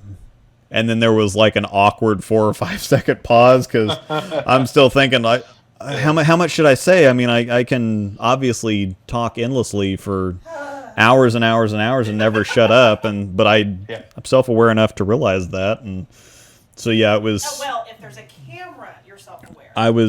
It was pretty rough, and then he asked me some smart questions, and I just answered the questions. So, last year at the KC tournaments, Tobias Bold, Mr. Bill came from Colorado. Ryan Ford came down from Iowa. We had Tobias and Chad Rhodes were local, so we kind of put together and you Bold. Yep. So yeah, we had a couple of teams, and that was quite. And we had some local guys from Topeka, but yeah, we've got a bunch. Tamer from Tamer Bowling, he wants to come down for it. James is going to come out for it. I think Ryan's going to come back down for it if he can. Mr. Bill and Talon, coming from Colorado. Riley Patton's coming up. Tawny's going to come down from Wisconsin. And we've got a few other names from Discord too. Yeah, there's several other not right off the top of my head. So yeah, people want to hear the guest and not the host. Yeah, The guest. Yeah. As in James. Yeah. I think that may have been. I think he was talking about the European. He was talking about that. I have no problem butting in and talking over you. I don't think. Yeah. So yeah, it's quite a bit less tragic than I used to be, but I mean, still not if I'm talking to anybody that's anybody. As you noticed, I haven't had any kind of professional or. And I guess James, you're a professional because you have a shirt with your name on the back. So. Sure. That's an inside joke. Yeah. The 2 and 8 pins would like a word with you, Luke. Yeah. They were just your friends. They didn't want to leave you. Memorial Day at Olathe East, if we're allowed by then. Yeah, that's coming up. Oh, sorry. They're 8 gamer at Olathe East for Memorial Day, Kansas City tournaments. So if you're in the area and can Memorial make it, Day, I might fly out for that. Yeah. Memorial Day. Yep. And I'm only half. Well, depends on how bad work is. 8 gamer. That's yeah, kind of tempting. Yeah, it's kind of be a lot like the Labor Day one last year that you made it to, but I'll just remember to throw it 15 feet in the air and different. practice this time. Yeah, different pattern. So yeah. Ooh, and I have my Wonder Woman jersey. Oh. Nice. Okay, so somebody asked, this is an intelligent question here. So expand on Nationals format since we're only having one team on the pair. We'll answer this and then we'll get off. We'll talk about that. So. Well, so I think the important thing here, Luke, is we don't know how much practice we're getting. Yeah. And that could be. If we get 10 minutes, then practice breakdown is going to be exactly the same. Yeah, because you're going to. 5 minutes, then it's just going to be. You're going to have like 3 minutes to beat it, 3 or 4 minutes to beat it up instead of 6 or 7. Yeah. Before you have to actually settle down and get lined up. Yeah, practice will be the same, but most of the time you normally had to still kind of work on it throughout the first game and having 6 frames with 5 people versus 6 frames and 10 people. Practice, you can still get a good amount of work in practice if they give you 10 minutes. But on both sides, especially because with doubles, it's going to 4 on a pair instead of 6. Mm-hmm. But I think they already said they're cutting back doubles practice either 4 or 5 minutes after. Yeah, practice is typically 1 minute per person. 1 minute. Yeah. So if there's 10 people on the pair, so I would expect that there's going to be 5 minutes of practice for team and 4 minutes of practice for singles and doubles. Yeah.